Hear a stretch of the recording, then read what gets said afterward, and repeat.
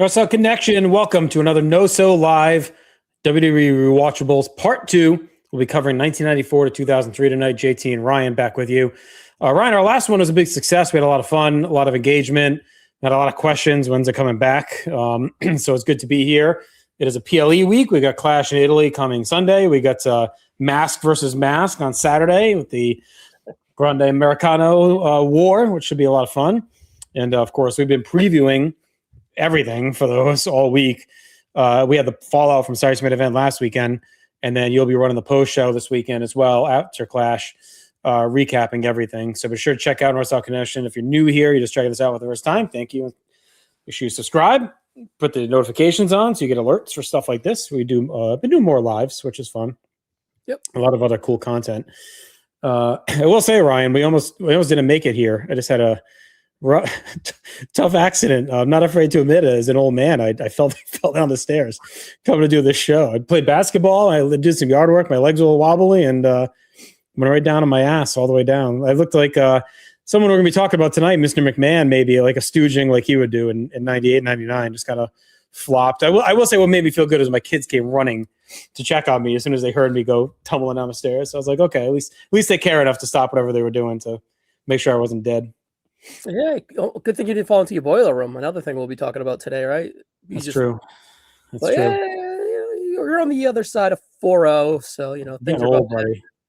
Yeah, Farrell said it. Middle age is a humbler. It sure is. But I felt good playing basketball. I'm like, yeah, man. Like I'm, balling out there. I'm moving around for 45, and then I go fall down the stairs like an old fuck.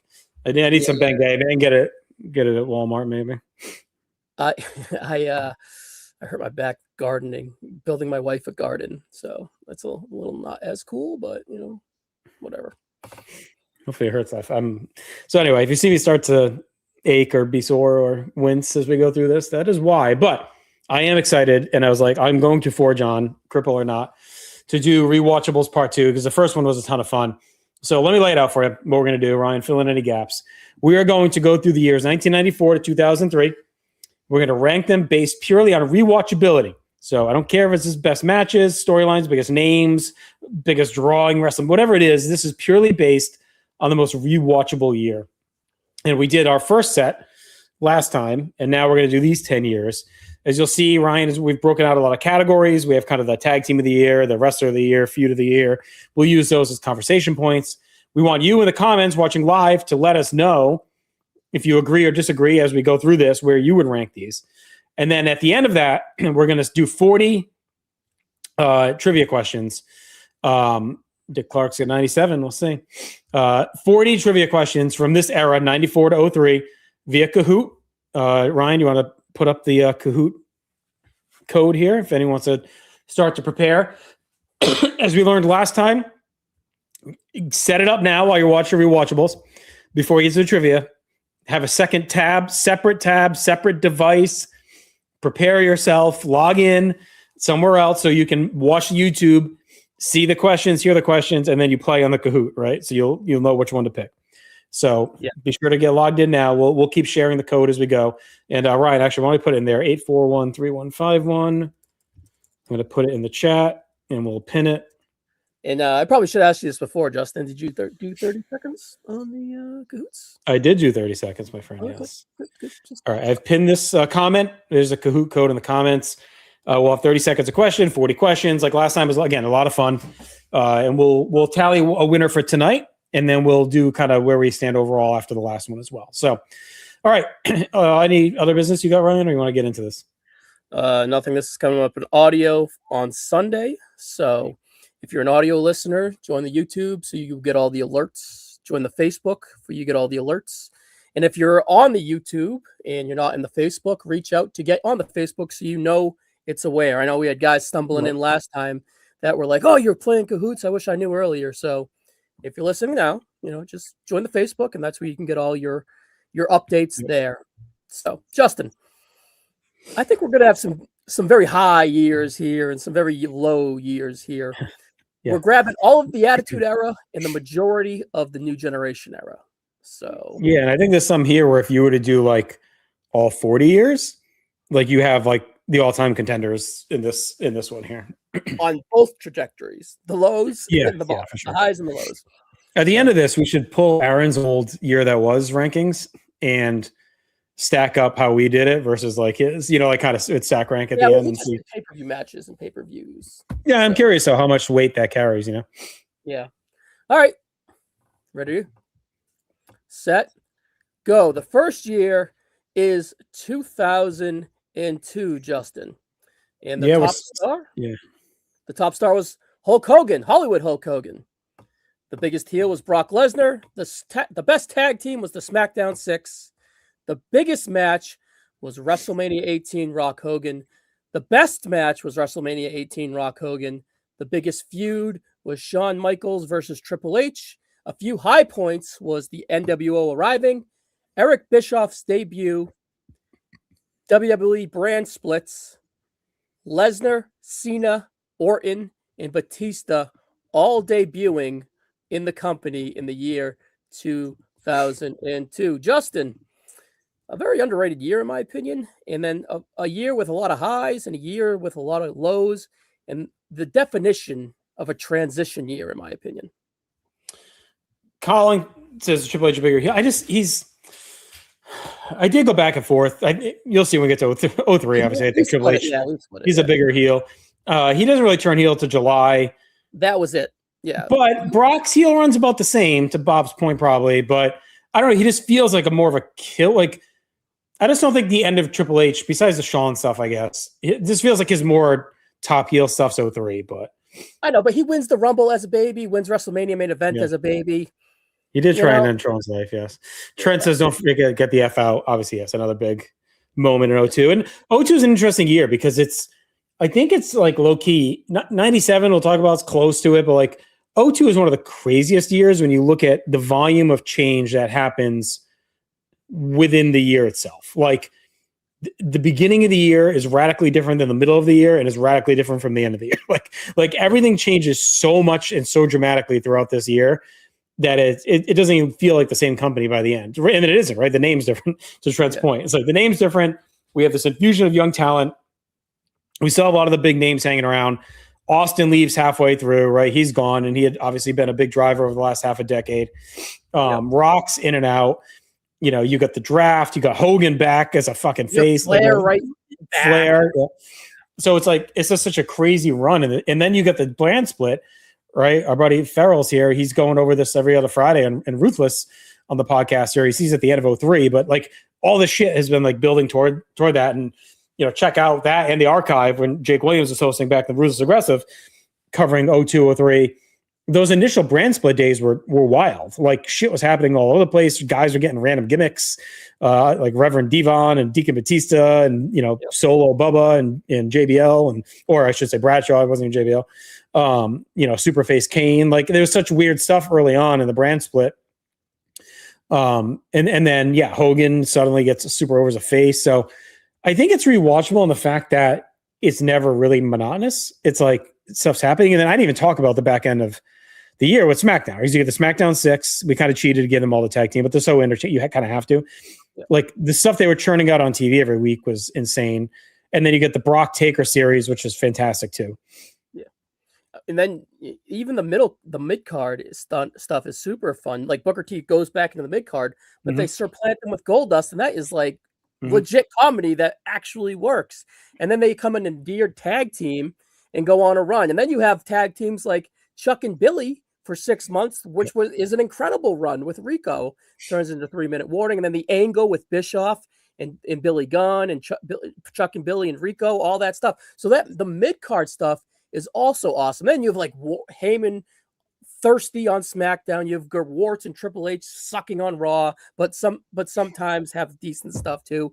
So it's a well, you also get all the RVD Eddie stuff, which is great. That Eddie's series this year when he returns, it's like you look at this year and you can look at it and be like, there's so much shit, but then you look at this year and then you'd be like, there's so much fun stuff. Austin Flair have like their only match. I mean, it's big shows involved, but whatever. Right, no punches allowed in that match, Justin. That's true. You get Flair Vince, which is fun. Like they're back and forth with the draft. Bischoff's arrival, we talked about it. You get arguably the best SummerSlam of all time. it's a loaded year. And yes, Colin brings up Katie Vick. I mean, there's a lot of down in there. There's some down, yeah. There's a lot of down, but I do think the good actually outweighs the bad. And the pay-per-views are also pretty good. Like, I do think it's like one of the best. HLA, we know for Trent, that's a positive. That's for him for sure. The Rumble is like low-key one of the most stacked Rumbles of all time. Like, the star power is insane. Mania is kind of mid, but like I said, SummerSlam is great. Survivor Series is really good. And then you get the Hell in a Cell match. There's a lot of good stuff. So we'll talk about as we go, but like, I think this is going to finish higher than you may think when you first look at it. And it's also, I will say, the last thing I'll say about it, it's the last year to me that the roster is sneaky stacked for like about 5 years, till about maybe 07, 08. Like the roster is loaded in 02. like 01, but 02 is like really like, I mean, they have everyone there at one point or another. Yeah, and we didn't even harp it on Triple H. I mean, Hulk Hogan and Hulkamania returning for 3 months, right? So Edge and Angle, their feud, Yep. Angle with the wig, right, is great. Angle Hogan, Brock choking out or breaking Hogan down on SmackDown with the bear hug. Like, this is a lot of big moments all throughout that year. It's a fun year. It's a fun year, regardless what you think about it. I think it's definitely going to be in the top mix of the middle. You know what I mean? I'm pretty high on it. So when I rewatch, it's one of those years that I fully rewatched, and I had a lot of fun doing it. Actually, I liked the year so much at the end of it that I just rolled into 03. And when I got to 03, I stopped. All right, I was like, I'll go to 04 initially. I can't. 03 is when the roster really starts to thin out and stuff. But all right, so. Here you go. Trent thinks maybe he's got it too low. He thinks maybe it should be top 5. Oh, no, he has a top 5. It should be even higher. So if you're just joining us, we're going through the Rewatchables. We're ranking these 10 years.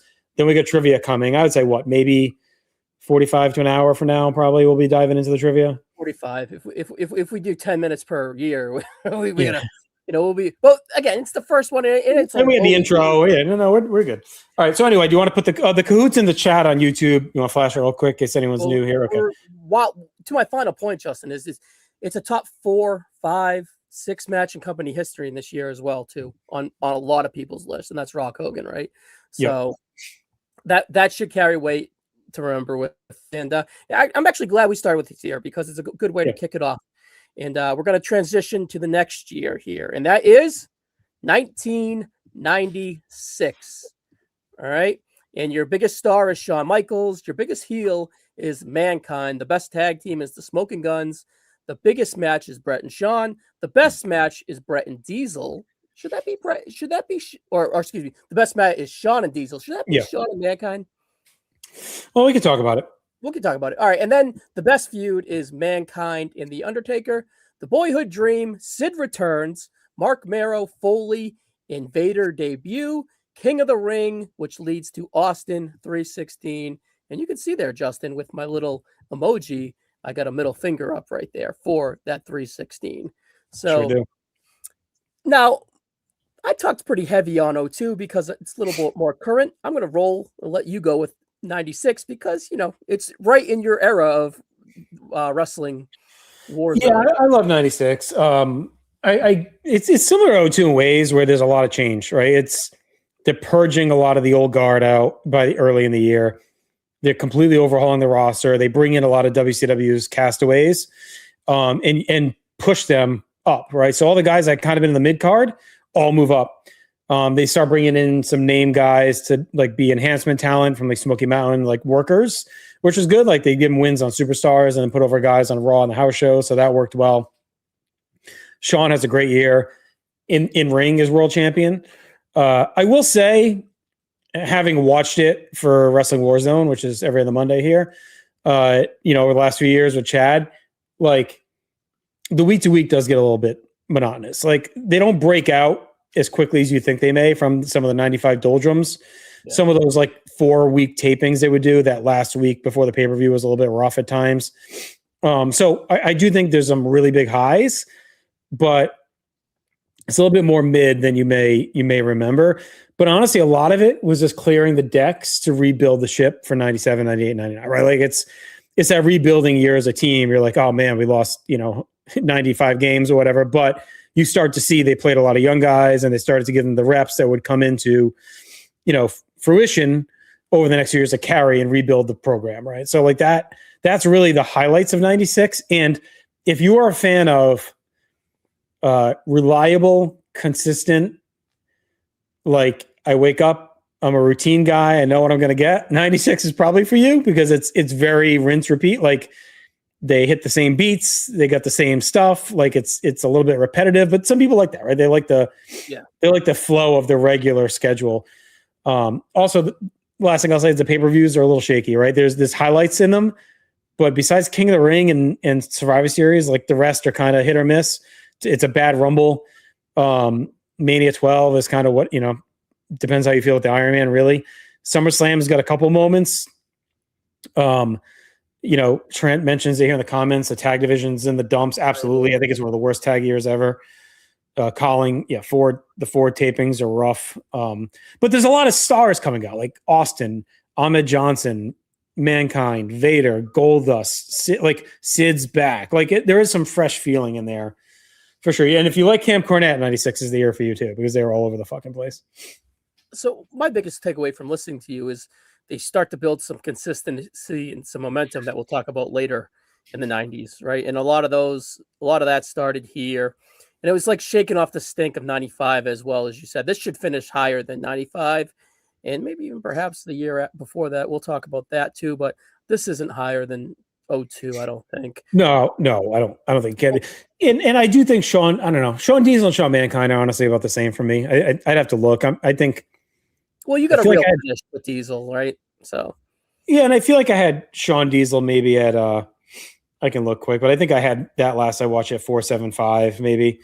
Oh, really? That high? Yeah. Okay. Yeah. And I know Aaron just watched it recently when we did the April matches on No Holds Barred every other Friday here, and he went 5 on it.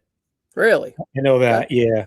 Let me see. So I watched it for Warzone. I had it at 475, and I had Mind Games at 475. So I have them about even. All right. No, I was just when I looked at it, I was like, I meant to ask you that earlier in the day, but you get to finish with Diesel, right? So honestly, this is the first year where they're like, if you look at the Royal Rumble, this is the first year where that's like, all right, we have a guy and we're going to kind of go with him because every year it's a different guy they're going with at WrestleMania. Yeah. Right. It's 92.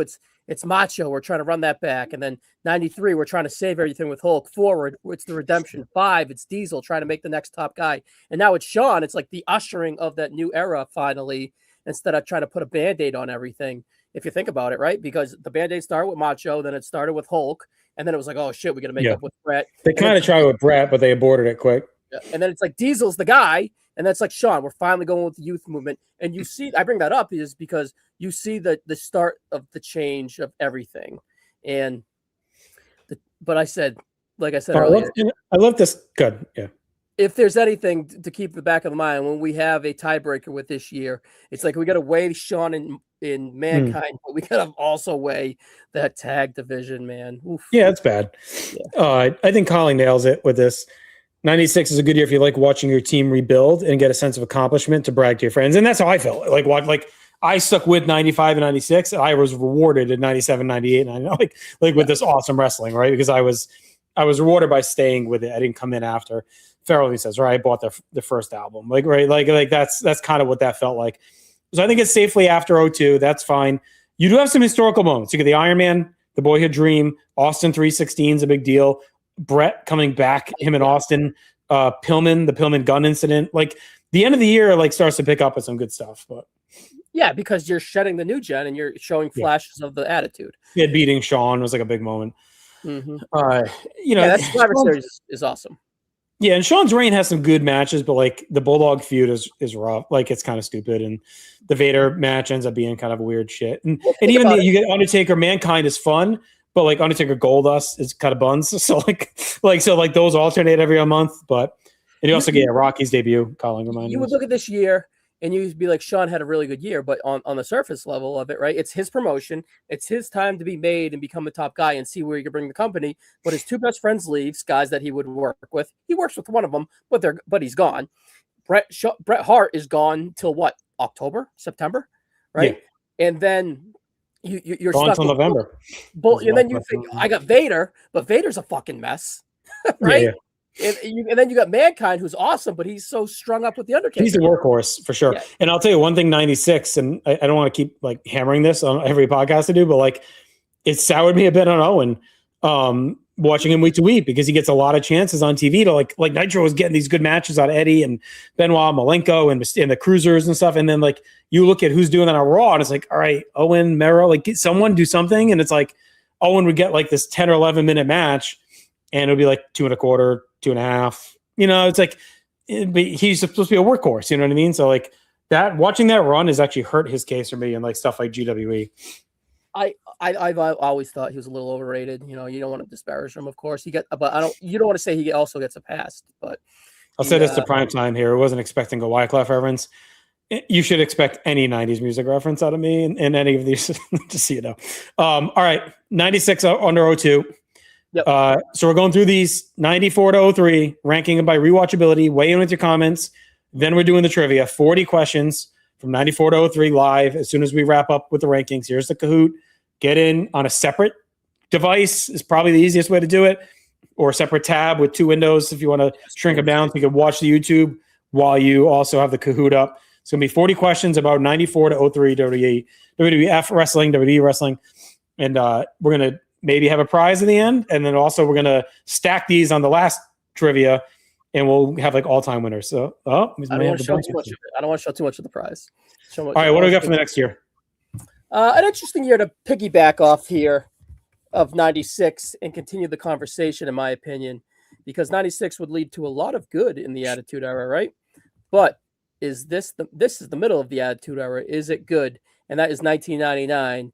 Your biggest star is Stone Cold Steve Austin. Your biggest heel is Vince McMahon. The best tag team is Kane and X-Pac. The biggest match is Austin and McMahon. The best match is Hardys versus Edge and Christian. The best feud is Austin and McMahon. SmackDown debuts. The Rock turns face. Triple H rises up the card. Jesse returns. And Chris Jericho is brand new in the WWF. Those are some of the highlights and high points to 1990. Also mentioned Big Show. I mean, he comes in with 99 as well. Yeah, St. Valentine's Day Massacre. Yeah. Justin, this is a cluster of a year. There's some high though. You know, you don't want to say. I think it's arguably like high. I think it's one of the most divisive years, right? Like, yes. I don't know how online you were in '99. Like, I was very online as far as like message boards and reviews type of online, right? There wasn't a lot of like social media kind of chatting going on, but on message boards and blogs, there was still some stuff. And 99 is very divisive. Like, you had the people just not into the Russo era quick matches. You know, every match on Raw is 2.5 minutes, and we're on to the next thing. Crash TV, 7,000 things going on at once on a program. And then you also had like the morality police aspect that was heavily like guys like Bob Ryder was like heavy against ODF at that time. You know, you had who was a dope from Connecticut that was doing the Parents TV Council, whatever the hell his name was. I forget his name. Joseph. Yeah.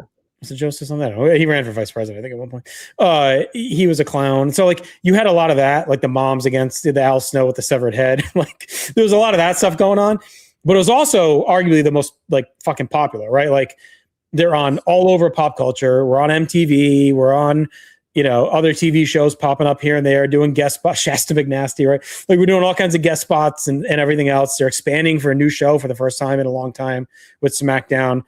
And it was exciting. Like shit happened every week. A lot of it didn't fucking make sense. And a lot of it was like you forgot about it 30 seconds later. But it was for those that watched those doldrums of 94, 95, 96, and was like paint dry sometimes. Like watching this was like you're fucking, you know, it's like you know, our brain, right? Our ADHD brain, right? All of a sudden you're like, what the fuck is going on? You're like all over the place. If you look at WrestleMania 15, that was a definition of the year. You have like so much chaos at that show, and a lot of it's not that good. Justin, I think it'd be an interesting exercise if I read you the tag team champions in this year. So the Boss Man and Ken Shamrock come into 99 as champion, and then they lose it to Jarrett and Owen in January. Tell me the next change. I'll see if I can remember who it is, because I bet there's a million. All right. And then November 3rd or March 30th, that's actually a long reign of 64 days, to Kane and X-Pac. And then to the Acolytes, and then to the Hardy Boys for 26 days, then back to the Acolytes for 15 days, Back to Kane and X-Pac. back to Kane and X-Pac, Baker and Big Show. 13 days, and then the whole Unholy Annihilants for 8 days, and then the Rock and Sock Connection for 8 days, then the Unholy Alliance for another 13 days, and then the Rock and Sock for 1 day, and then the New Age Outlaws for 1 day. And we're only in September, mind you. And then it goes back to the Rock and Sock for 6 days. It goes to the Holly Cousins for 15 days. Mankind and Al Snow decide to get a title reign for 6 days, and then it goes to the New Age Outlaws for the rest of the year. That is 15 tag team title changes in the year. Why? That's crazy, right? Because the titles were purely props for Russo, and it was just a means to an end. And I mean, the IC title bounces around a lot too, and even the world title's good. Probably 99 is going to be up there for world title changes, I would assume, in a year. There's quite a few as well in that, right? Because you got, you got like 4 out of the gate with Rock and Mankind, or however many, and then then Austin, right, and then Taker, then Austin, then the whole stuff in the fall with Vince, Triple H, and Big Show. Like there's a ton of it. So, all right, the IC is really bad. Real quick, Shamrock comes in, then Val Venus for 29, Road Dogg for 14, Goldust for 14, The Godfather for 43, Jarrett for 60, Edge for 1, Jarrett for 2, D'Lo Brown for 26, and we're only in July. Back to Jeff Jarrett for 56, China, Chris Jericho, and then Chris Jericho and China share it to start the 2000. So again, that's 14 title reigns of the Intercontinental. Can you imagine the Hardcore? We don't have that much time. No, we'll be here all night. So 99 is like, it's actually a year that I have not rewatched a lot of, and it's not on purpose. It's just like it's not really been in the wheelhouse of like podcasts. Like Scott and I, when we did it on PTV, I mean, it's got to be like over 10 years ago now, easily, like probably 12 years ago that we did that. And like Warzone, we're still far off from it. But it's like, and I think even maybe for War, we did actually 99, 2000. So I've seen some of the people. Like I haven't watched like the week to week, any of it really since it aired, or any like highlight videos, right? Yeah. Now you have some big stuff like Austin McMahon, like them finally fighting St. Valentine's Day Massacre is like insane. Yeah. Vince winning the Rumble, at the time was hated, but I actually like it as part of the story. Austin Rock at Mania, I think Bob said earlier, was like a big deal. And then this year is the Hardys and Edge and Christian. It's the worst one out of their iteration, though. Right? Oh yeah, and I actually had Austin McMahon originally, but I think the Tit is better. And you have to just mention it, like the Owen stuff is a dark cloud, right, for part of the year, like especially again with like a lot of the media and the way it was covered and handled, right? And rightfully so. Yeah, it was over the edge, and rightfully so. I actually read somewhere someone said recently that they're surprised the cops didn't shut it down. Like, forget about Vince keeping the show going. That it was like a fucking crime scene. Like that the cops didn't, close it down and like investigate right away. There's something to that. You would think if you really want to, get that in the weeds. It's weird, yeah. Bob brings it up, right? The whole higher power is a fucking disaster. Stephanie ends up being the heel in the end, but like, Vince being the higher power after all the hype is kind of one of the first big, like, internet era surprises that fart bombed. Was like, I remember there was a lot of great chatter and discussion over who could be the higher power and all these crazy ideas from, Jake and like all these people that were thrown out as options. Yeah, there were some crazy ones, right? And then it ends up just being Vince, and it was taped, so like it leaked before it aired. It was on a taped Raw, and the pay-per-views all like they're all not great. Like WrestleMania's got a couple moments, but like you got a lot of crap finishes in them too. Just to continue, King of the Ring sucks. SummerSlam's like fine, it's solid. A lot happens at least. Survivor Series is buns. Like it's just it's a rough. Yeah, I mean to me it's at the bottom right now. Well, I don't. By rewatchability, it might be higher than 96. Higher. O2 is higher for sure. Oh, it's definitely below O2. It may be ahead of 96 just for rewatchability because I think there's just more going on. There's more. Again, there's more bad in 99. Yeah, 96 is just safe, right? Yeah. Compared to this risk, is it the risk worth the reward though? It's your high school sweetheart versus the college hottie that you meet. Right? It's like it's safe. It's what you know. If you like the routine and you're happy in that, or do you want, Do you not care maybe about crazy at STDs, times, right? but also may get you arrested, right? So fucking like, do you like the variance or do you like the routine? That's how you pick these two. Like 96 is like, boom, you gave 4 weeks of TV pay-per-view, and they're building the pay-per-views early at the end of each pay-per-view, or they're already announcing the next pay-per-view. In 99, they're changing the fucking matches like 6 days or even the same day ahead. Yeah, well, we're getting a little crazy there. All right.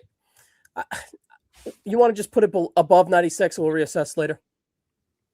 Yeah, I think it's probably just more rewatchable, but Bob's right. I mean, 96 is better matches. So if you like the matches, but it's just... It's also crazy that 99 is booked end by 2000 and you have 98 that runs into it. It's insanity that you think about that. I think you could also have to factor in, it depends, again, this could be good or bad. 99's got a lot more to watch, which can be good and bad, right? Because like Raw's only an hour in 96. In 99, you got 2 hours of Raw, 2 hours of SmackDown for half the year. You got Heat that's like playing a decent sized role still in monthly pay-per-views that are full size, not the 2 hours in your houses. Yeah. So it depends too. You get more volume, but you get a deeper roster too, so your tag divisions are way better. But you don't get to see it a lot. It's like you get like 3 minutes. Yeah, Bob. Actually, 96 Superstars is sneaky pretty good. They have a lot on it. The titles that overall mean more in 96. Yeah. But yeah, I think 99 is just, I mean, look, 100 more million people were what I think that tells you. I know we're not doing it by success, but they found it more rewatchable, I guess. I don't know. They stayed with it, right? And one of the things that the Rock and Sock birthday thing, or whatever the fuck it was, like the highest rating in, a couple of I was in 8th grade in this year. It was a lot more people talked to me in 8th grade about it than 96. And in college it was like it's 5th grade, 6th grade. Right. College was like insane in 98, 99. I mean, it was everywhere. Posters everywhere. Everyone was talking about it. So this is what it was. All right, let's go to the next year. All right, as you're loading it real quick, trivia's coming. We're almost halfway through this. I would argue now we're probably about 45 minutes out. So probably between 10:15, 10:30, somewhere on there Eastern. The Kahoot code is in the YouTube chat. So if you go to the pinned comments, it's 8413151. There's a Kahoot code. Get logged in now, or wait, but just be ready. Have it pulled up on a separate tab. Be ready to go. We're gonna do 40 questions about this era, 94 to 03.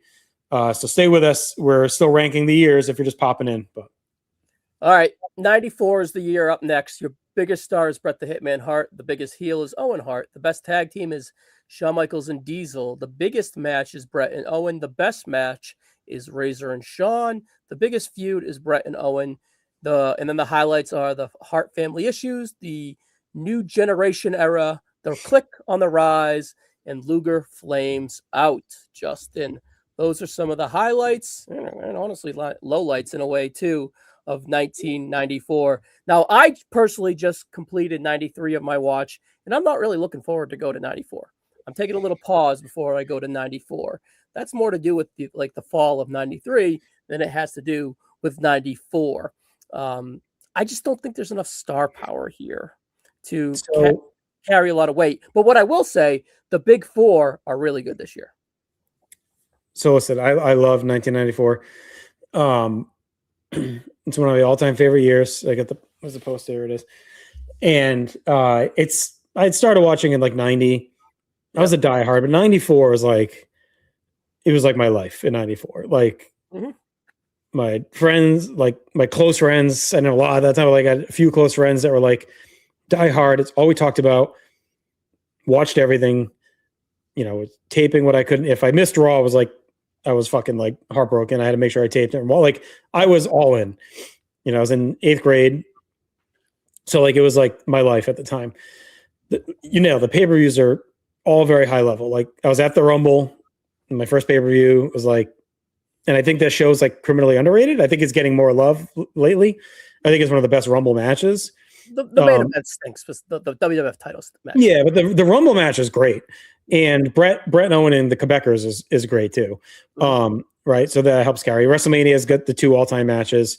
I think King of the Ring is sneaky fun. Plus you get Art Donovan. SummerSlam is how much does this guy weigh? SummerSlam, you get a lot of good stuff, and then Survivor Series is kind of hit or miss. But Colin notes too that the Tonka heel turn, definitely one of the highlights. I mean, that was like a real massive storyline in the summer. At SummerSlam, yeah.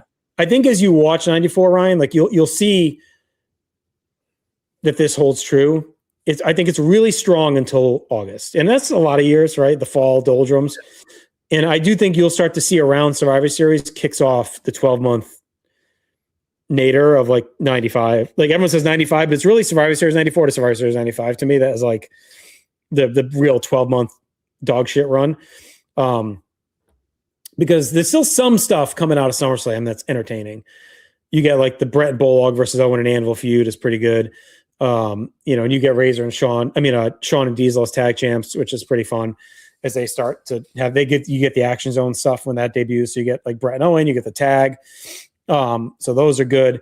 And Raw's got some sneaky fun stuff. Like, you get some Brett TV defenses all throughout the summer. You get the, classic 1, 2, 3 kid match. You get the 2 Owen kid matches, King of the Ring and Raw. But early in the year, the Raws leading up to Mania are all pretty exciting. And like, you've probably caught some of this at the end of 93, like the Marty Jannetty kid, Johnny Polo, Quebecer stuff. Like that's really fun into January. I went 3 1/4 on the Johnny Polo and Marty. It's a great match. And the feud continues until Jannetty gets fired in February. And you get the Quebecers blended in, right? You get the big title change on the anniversary of Raw. So like early in the year is fun. And like Luger is still pretty hot going into Mania as well. So like it's exciting going to Mania with that double title match. Plus Razor Sean. So I think I'd personally have it higher than 96 because I think it's the same similar formula. Yeah, that's where I know. It's like you have more. I think you have better matches. Like I think Brett, Owen, Razor, Sean. I don't think the Owen stuff I think the Brett stuff and the Owen stuff becomes a drag. WrestleMania 10 is still 5-star. I mean, it's still the best opener. I know, but it's a drag. All right, so what would you rather watch? Would you rather watch the Hart family drama or the Boyhood Dream? Well, what's your Boyhood Dream? Just Shawn Michaels' 96 run. I think Brett's TV and pay-per-view stuff is not far off from Sean's pay-per-view and TV stuff, honestly. Like I think it's kind of like a because the tag team division starts hot, but then it dissipates so quick. The Quebecers are gone. Marty's gone. Triggers is still pretty good in the summer. I think that's better than 96 by far. I mean, it's not even close. That's what I was trying to get to the highlight. It's not even close to me. And I think Colin nails that. Owen Brett drags more in 95 than 94. Like it's still pretty hot for most of the year. I just think I think rewatching the TV for 96 for Warzone, I think the Sean had all these great defenses is a bit of a myth. There's not a lot on TV. And the Bulldog matches kind of stink. You get the 6-man at Incident, and then the Vader match is kind of a mess. So it's really like Mankind and Diesel. And then you look at Brett's, and he's got the Diesel match at King of the Ring. It's like sneaky, pretty good. Then the 2 Owen matches. And then him and Backlund is like great. I think that's a great match. And the Backlund TV match with the heel turn is awesome. Colleague mentioned Stu Steiners versus Hearts in January is great. That's a classic. Yes, Trent's right. Austin becoming the star in 96. Like Owen is like the poor man's version of that. Stop. We're not comparing Owen Hart to Brett. No, I said it's the poor. I said it's the poor man's version. They tried to make him the star coming off King of the Ring. That's all I said. Yeah, that's where it dipped. No, but if you watch Austin 96, though, he does not take off till 97. Yeah, because they don't push him. They put him with Vader. No, I know, but that's my point. Is that? But they push Brett. They push Owen, and it don't work. You just got way more star power in 96 with in the mid card. I'll give it to you just based off the big fours being better. And the big fives at this point. I just think there's more to watch. And I think now, listen, I'm not trying to glaze all of it. Like a lot of the Raws, they do drag, right? And they're in some fucking barns in the summer. Like, I mean, they're like in the smallest buildings you could find. Like I think Chris Colo and the Knights of Columbus run bigger buildings, and some of these guys ran in 94. Some of those superstars look like they're in high school gym. I think they were in high school gyms. I think one was with Dirty Dancing, was fucking filmed. So I mean, it's small, but there is a lot of good stuff. Like, and again, I think the Quebecers are like all time underrated. Like they're great on TV during that run. It starts to, they are, but I think they're better earlier. I think they're better earlier. And then when they start playing hokey pokey with, like, they're really good with the Steiners, but like when the tag team division dissipated around them, it's like, they kind of show too much ass to make. Right. No, the Undertaker stuff is down. I mean, the build to SummerSlam actually is okay with Leslie Nielsen, but like the fake Undertaker on TV, the corporation starts, which is a bit of a downer. And then I don't want to hand wave the fall. Like the fall, October, November, December gets a bit rough. Survivor Series is shaky. You get Jarrett, kind of ramps up as the year goes on, like in the mid card. So like the mid card's not completely, and you get the Tatanka heel turn again, which is whatever. Luger fades, right? You also get Savage Crush, which again, there's some hot parts of '93, but their '94 stretch is really good too. I do prefer like Boyhood Dream stuff over the Hart family stuff, just because the Hart family stuff it's a lot of Canada, a lot of hearts, a lot of. We're about to get more Canada soon. Yeah. I would have 90. If anyone disagrees, put it in the comments why. Like, I just think 94. I think the matches and the highs are just higher. Yeah, you have the 2 5-star matches, so based off the big 5 and the 5 in the higher end matches, I'm good with it. I think 96. And I think the TV is just a little less boring. Like I think there's some boring fucking Raws in '96, and Superstars is kind of good in both years. Like they do a lot on Superstars both of those years. So all right, we'll go back and look at it after. The next, we got to start. Farrell's got 94 over 99. Yeah. Or 96, sorry. I don't know. I know, guys clarify. Collins saying over 99 too. I think I'd have 99 over 94. I think I just think it's more rewatchable, but. All right, well. I don't hate it. That leaderboard better get the fuck out of the way here. Well, listen, trivia's coming, so stay tuned. We're about halfway. Another half hour, 40 minutes or so. We'll be hitting 40 questions. 94 to 03. The Kahoot code is in the chat. 841-3151. Get in and join us live as we go through the trivia. All right, 1997, your biggest star. We gave it to Stone Cold Steve Austin, but this is one of the years where you have a bunch of options, which is going to play into the favor of it. We cheated and went the Hart Foundation as your biggest heels. The best tag team is Brett and Owen, Owen and Bulldog. The biggest match is Shawn and Brett. The best match is Brett and Austin. The biggest feud is Canada versus the U.S. Shifting to Edgy and Attitude, Austin's Neck, Hell in the Cell, and the Montreal Screw Job. A lot of fucking high points for 1997 here. Justin, I will say, easily number one, right, as we speak. It's better than 02, I think. That goes just to lay the ground foundation right there. I think this is a sneaky year to be at least top 3. So it's an interesting run. Another one, Chad and I are almost through it on Wrestling Warzone, right? We're hitting toward the fall now, or whatever, August, early September. It does start a little shaky. Like the first a lot of Ahmed Johnson. A lot of Ahmed Johnson. The first few months are still a little rough. You still get the old 96 Raw vibes early in the year. You get a couple real bad Raws, especially South Africa, historically, kind of known as like the worst, maybe the worst Raw of all time. I think I went 1.5 out of 10 on it. That's the one that leads to Russo getting the book. But from Mania on, absolutely heats up. Yeah, when Brett goes heel in the cage, and then at Mania, we have that as our greatest WrestleMania match of all time, maybe a greatest WWF match of all time, in Brett and Austin. The U.S.-Canada stuff is red hot. I do think it drops off quicker than you may remember. Like by SummerSlam, it's already feels like it should be dead, and they keep it going for a bit. But where Chad and I are not even up to yet is all the DX stuff, which really carries it back into the year, which is like some of the best stuff they've ever done with heel Shawn. Like I remember just losing my fucking mind every week watching that stuff. All the stuff he was doing, and his whole heel run has been phenomenal since SummerSlam. You get Canadian Stampede, obviously all-timer, very good SummerSlam. You get Montreal, one of the biggest, obviously, moments in wrestling history. Yes, you get Hell in a Cell, Kane and the debuting, and it's a great match, and you get the debut of Hell in a Cell. Yep. Your mother was a whore. Yep. And you get the beginning of Austin McMahon and Mr. McMahon, right at the end of the year. You get Rock's rise as a heel. You get Kane, all the Kane stuff. Chad's not a big fan of that, right? But it's still a big part of the TV. Yeah, One Night Only as well, right? We'll be covering that soon on Warzone. Actually, Bulldog Sean, like just a tease for Warzone. I actually loved that. Like, that was fantastic. Watching it back. So I think if we just get by those first few months, like you really get rewarded. I don't want to go on a tangent.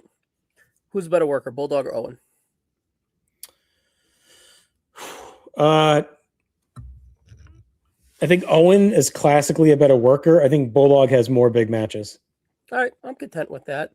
It's almost like a rude Warrior discussion, right? Like, I think Rude is technically a fucking better worker than Warrior, but Warrior is like big matches, like always deliver. I just think Bulldog usually delivered in the big spots. You're rolling out the ball on like a Monday Night Raw. You go Owen Hart. If you're having a big pay-per-view match, I'd go Bulldog. Yeah, I think that's fair. So, all right. Just the high points are so high. The characters are so hot. Austin's incredible. Even The Rock is fucking awesome. Dude love stuff. The transition of Nation of Domination is awesome, right? All the rewards you see with DX and the Nation of Domination start here. Man, Foley's on fire too. Helmsley actually is pretty decent as well. Tag division has tag teams better than, it's not 99. Well, it's not 2000, 2001, but no, you get the May tag team title change with Sean and Austin, and Owen and Bulldog are the governors of the division. Like they navigate it well. Yeah, but sure. I like the Blackjacks. I like the Headbangers. Even those, they're better than the Body Donners and the Guns. Oh yeah. It's better. It's heading in the right direction, right? Yeah, the ring kind of sucks because of all the changes, but Pillman's great. Up until his death, like at the end with all the Marlena stuff, you get the Mankind and the Goldust interview series. The show becomes more real. The live Raw. I don't know if did we mention that in the moments? I forget, but like I forget. Raw evolving into Raw's War. It was like a huge deal, obviously, like becoming live in 2 hours and the Titantron and the fresh look and the bigger arenas. Yeah, it happened in Worcester. Worcester was the first one in March. All right. It's number one right now. I think it's going to hold a lot of weight, but there are some negatives that other years may not see. But my biggest takeaway, Montreal Screwjob, Hell in the Cell, the rise of DX, UX in Canada, Austin on the fucking rampage. Austin stunning Vince, yeah. There's just so many high points, right? So I don't want to. And you get the matches because you got Austin, Brett, you get Canadian Stampede, you get Hell in a Cell, you get Taker, Brett, both of them. Bulldog, Sean, you get the Montreal match, which is still very good. Number one Survivor Series moment of all time, right? In the screw job, right? So it's loaded. It's loaded. All right, also loaded is our trivia. It's coming up. We don't have to mention every time. We got to go here, buddy. No, we do. Good. You pull up the thing. I'll hit it quick. We do mention because people may be popping in whenever we're at. We're about halfway through. So we're getting there. Join the Kahoot now. 841-3151. All right. I'm on the other page here. All right, 2000. Your biggest star is The Rock. Your biggest heel is Triple H. The best tag team is Edge and Christian. The biggest match is Triple H versus The Rock. Which one? Probably all of them. The best match is Cactus Jack, Triple H. We assume the Rumble here. The biggest feud is Rock and Triple H. The Radicals debut. Angle on the rise. Foley retires. Austin returns. The Golden Era tag team division is blowing up with the big three and others outside of it, right? So, Justin, 2000 was one of the best in-ring years in company history.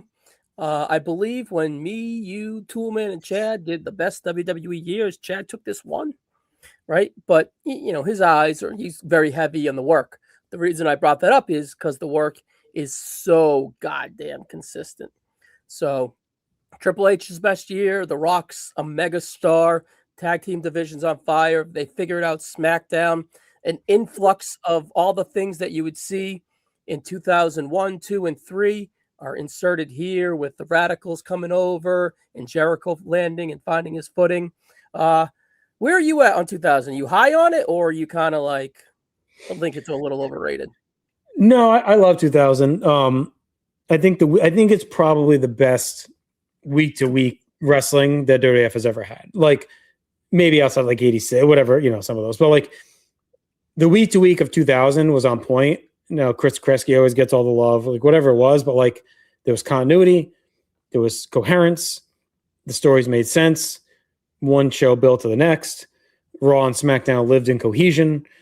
It was sneaky monotonous. Like we talk about 96 and 94 being a little monotonous. Like 2000 kind of had a lot of tropes that they just went to every episode. We open with the McMahon Helmsley regime promo, and then we go to a tag, and we get a tag match, a lot of promo work.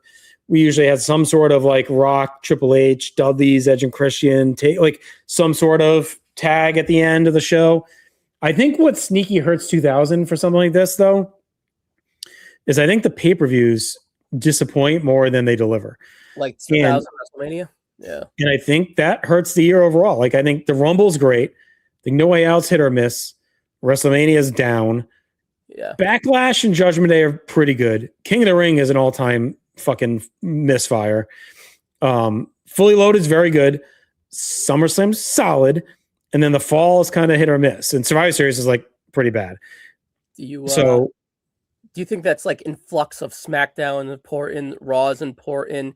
And I don't know. The continuation that you brought up earlier, that everything has to be continuous. That some of the maybe, or I feel like a lot of the match, like they almost got too cute. Like TV almost gave them more room to breathe, and when they had to build it into a pay-per-view, they almost got too cute, trying to get too much on.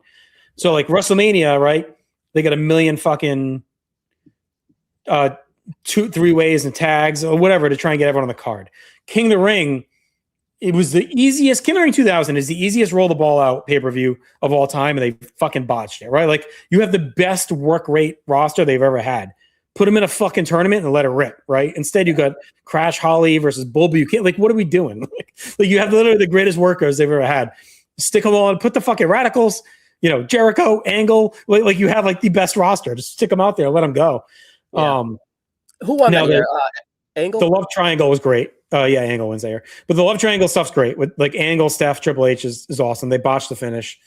Colin said it, like Fully Loaded is awesome. Yeah, Austin's return doesn't go that great in the beginning. And then you get the stuff with Rikishi and all that nonsense. And Trent met The Rock in December as part of Make-A-Wish. So there you go. That's cool. That's cool, Trent. Well, just because I ended with the high points of 97, I don't know if 2000 has that, but they don't have to have the high points because it's so consistent, if that makes any more sense. Now, if you level out the basement and the high points of 97 and the consistency of 2000, where does your gut land? I'm going to lean on the high points, but where would you? I don't know. I don't think I'm right. I don't think I'm wrong. I'm uncertain, kind of. It's tough because 2000 is like 99 for me, where I haven't. I just haven't watched it week to week in so long. Yeah. So it like holds up well in my mind because I'm like, oh yeah, 2000 was great every week. So were there fucking down Raws and SmackDowns? I'm sure there was some shit that was kind of boring in there. But I got to think it's more consistent than 97 week to week for sure. But I do think 97 Sneaky's pay-per-views may be better. Like, I don't know. The fall of 2000 is kind of shitty. Like once Kresge leaves and Steph takes over, and like there's some good stuff in No Mercy and Unforgiven, like an Angle winning the belt against Rock's like awesome, but Survivor Series sucks, and like Armageddon like kind of sucks too. And the end of the year, you can tell they're sputtering a bit trying to get aligned for Mania, and a lot of Mania 17. Like I think Chad talked about this when he rewatched 01. Like a lot of Mania 17 is booked late. Like it's not a lot of stuff that's set up earlier, like in 2000, like some years where they have WrestleMania laid out by the fall. Like 17 comes together like February on. Wicked heavy on star power. Right. Yeah, I mean, again, you have massive main events in 2000. I talked about 99 too, but 2000 is a big like mainstream year. Like again, they're everywhere. Like MTV Spring Break, Celebrity Deathmatch, South Park. Like I mean, they're just on everything and everywhere in 2000. MTV, Heat's on MTV. Like it's like crazy, like how big it got at that time. And without Austin, like Rock is like a megastar in 2000. You get Saturday Night Live. That was a big deal. And then The Rock, I would have Rock, Triple H, Iron Man as the biggest match. I didn't mention which one. Yeah. You get the Return of the Undertaker, which is a great. And yes, Trent nails it. The fucking hardcore division is great in 2000. Like every week was super fun with the stuff. And I remember, last thing I'll say about it, in college that year, we would have a tape ready and record all the best stuff and I just have this awesome like 6 or 7, 8 month tape of like all the highlights of early 2000 that I would just rewatch. And it's like all the hardcore division stuff, all of Angle's promos, Edge and Christian's early work was hilarious. Like, I don't know. It's tough, man. Well, I had the number one pick and I took 97. I think 97 off the height is better. What do you think is a better feud? US versus Canada or Triple H versus The Rock, right? Who are the best top 3 stars of 2000? Are they bigger than Austin, Brett, and Shawn? Adding Taker in I'd take Taker in 97 over Taker in 2000. Oh yeah, easy. Taker 2000 sucks. Right. Yeah, I don't think it's crazy. I think rewatching 97 week by week and not watching 2000 hurts it more than helps it to me, because there are like that first quarter of 97 can't be overlooked. Like, it is shaky, it is shaky. But the last quarter of 2000 shaky, right? So if you want to wash those out, that's fine. I think heel DX is way better than anything in 2000 from a character standpoint. And that's come from someone that loved Kurt Angle and Edge and Christian and The Rock in 2000. But heel DX is like the greatest. And Austin. Nation's very good. I think the Nation's very good and underlooked at, right? Just as a mid-card character work. And it was that the Gang War stuff hasn't started as early as you think. Like, we haven't really gotten to the oversaturation yet, and we're in almost September. You haven't gotten all of the like endless Gang Wars matches that you always hear about.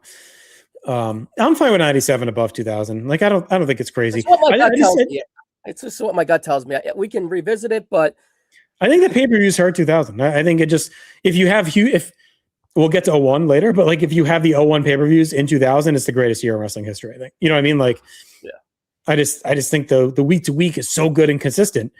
But yeah, you kind of miss that crazy of 97. That's like, in the tag division is very good in 2000. Obviously, it carries a lot of the TV. I mean, they have a fucking ton of matches.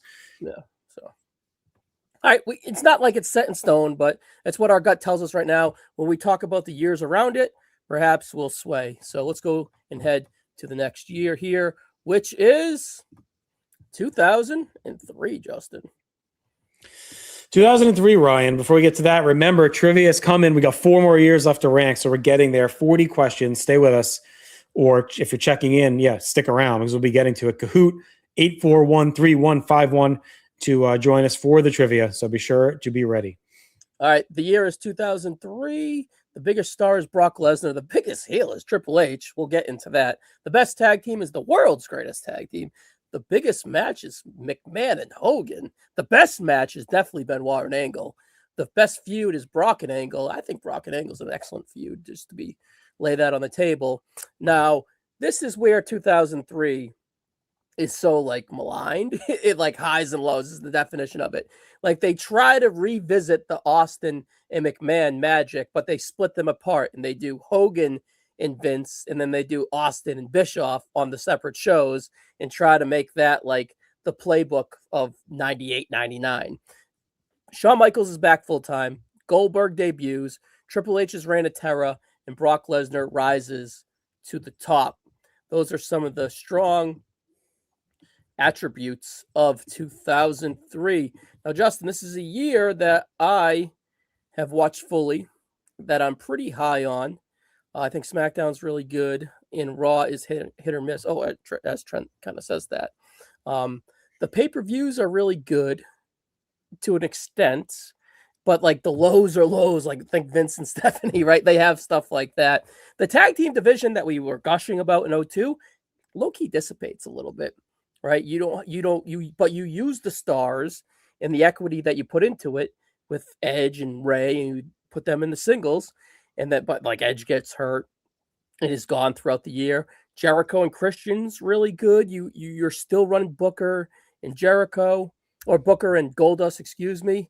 But do you have anything to say before we kind of dissect the Reign of Terror a little bit? Because I think that's important to do. Yeah.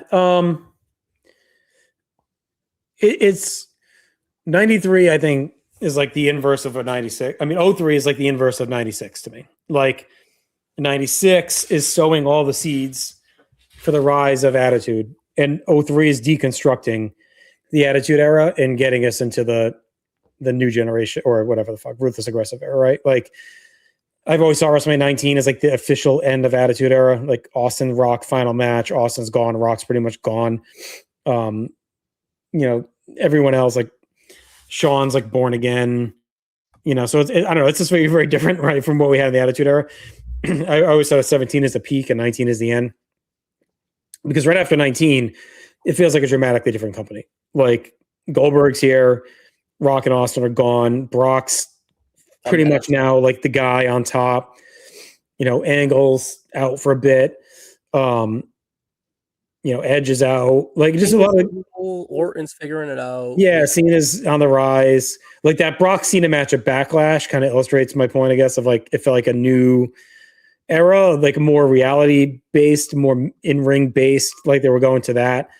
Eddie is really on a roll. Like I love Eddie at the end of 03 with the Cena feud. I think is like kind of overlooked as part of Eddie's rise and Cena's rise.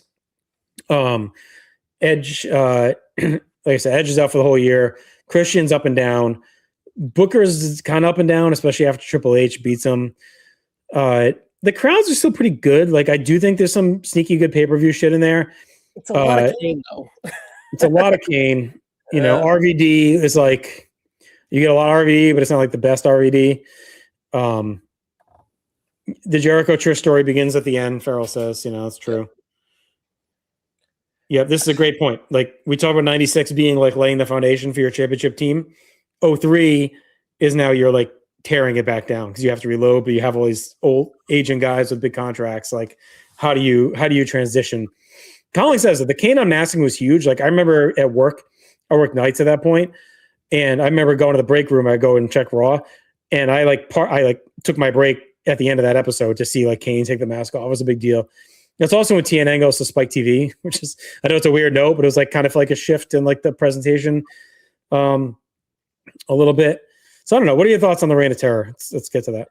All right. So the Reign of Terror comes in. You start with Scott Steiner, and it's bad. It goes to Booker T, and it's presented bad, but actually the match is okay. But it's still Triple H. You can't do that angle and have Booker lose. What to my point is Triple H just doesn't show ass. Like he won't show ass, and then he goes from Booker T to Nash. Actually, the hell it's not like too bad, right? Like it's, I think I went 3.5 on it. It's not too bad. Well, and you get the Flair thing mixed in, but like their Judgment Day kind of sucks. The 6-man's okay, and then you get the Flair match on Raw, which is great. It's pretty good. And everyone wanted Flair to win, and then or at least take Nash's place at Bad Blood. I think that was like a lot of the hype. Yeah, and then you start the influx of the Goldberg stuff, and then he gets hurt. So, and then he's like holding on to a spot with like the hurt. He won't drop it. He doesn't drop it. Get the fat boy biker shorts on. Yeah, he doesn't. No, he loses in September. It's 1 month too long. He should have lost at SummerSlam.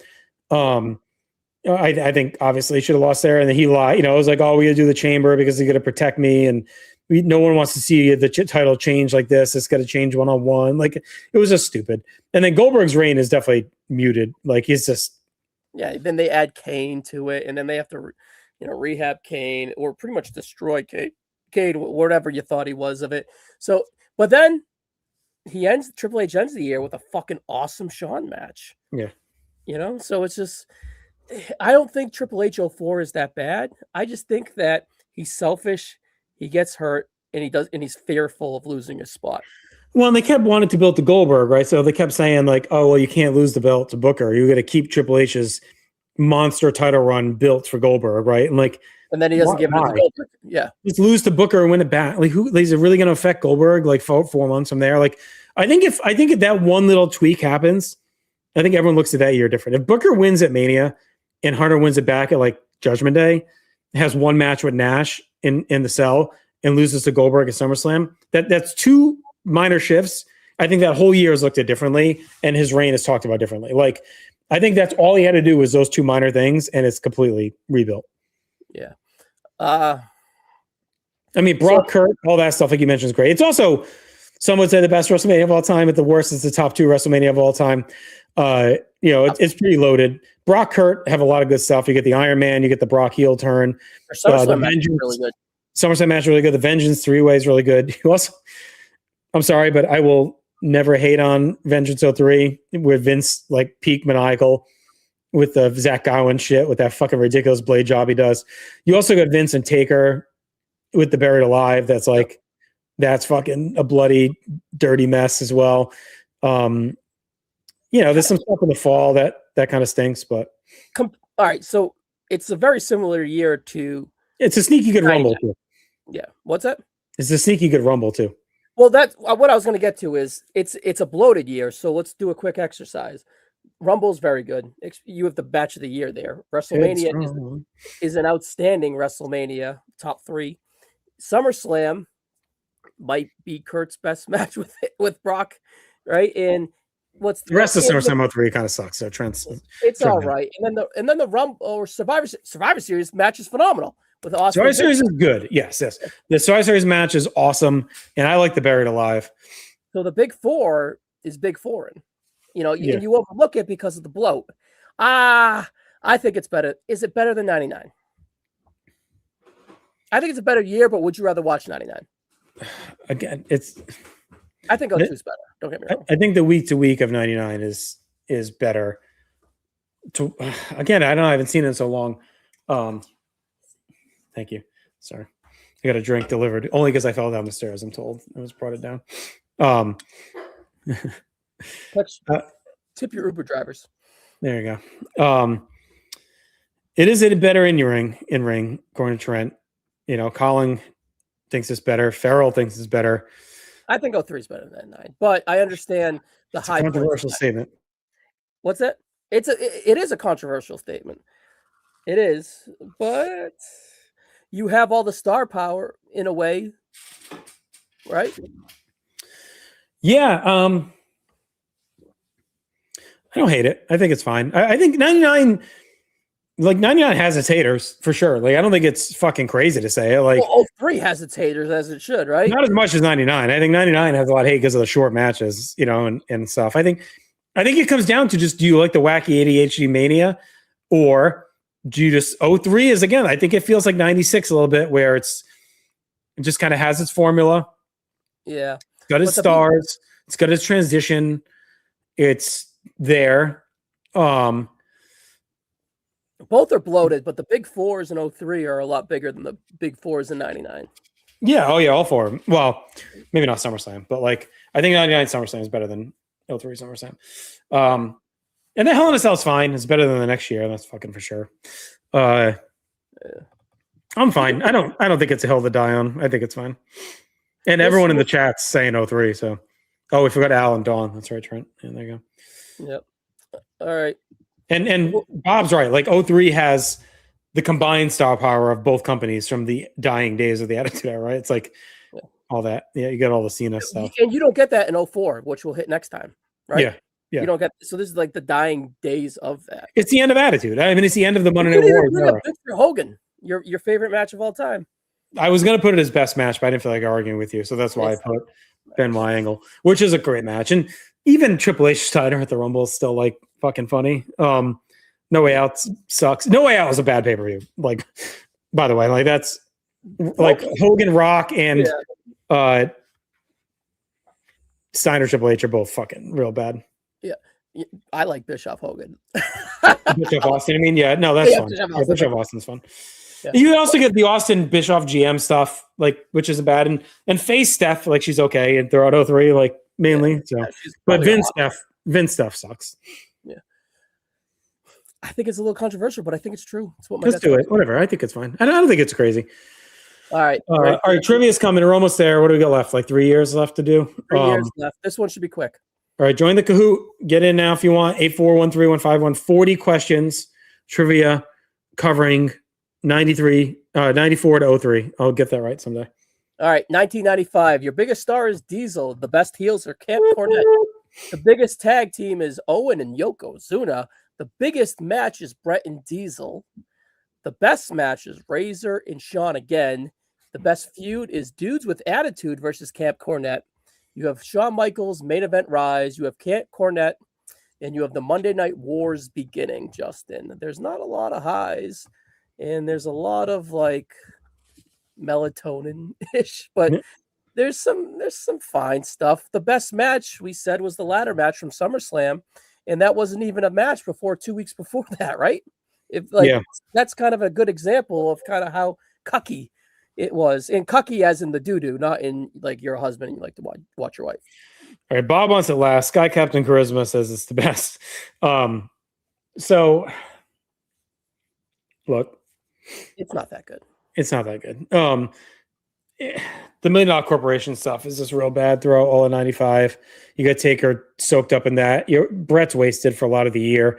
I think the biggest issue in 95, honestly, is just a misallocation of resources. Like, they got the guys, they got the potential, they got the time, and every show is like, why is this guy doing this? Why is he here? Why aren't you using this guy here? Like, it's a lot of that.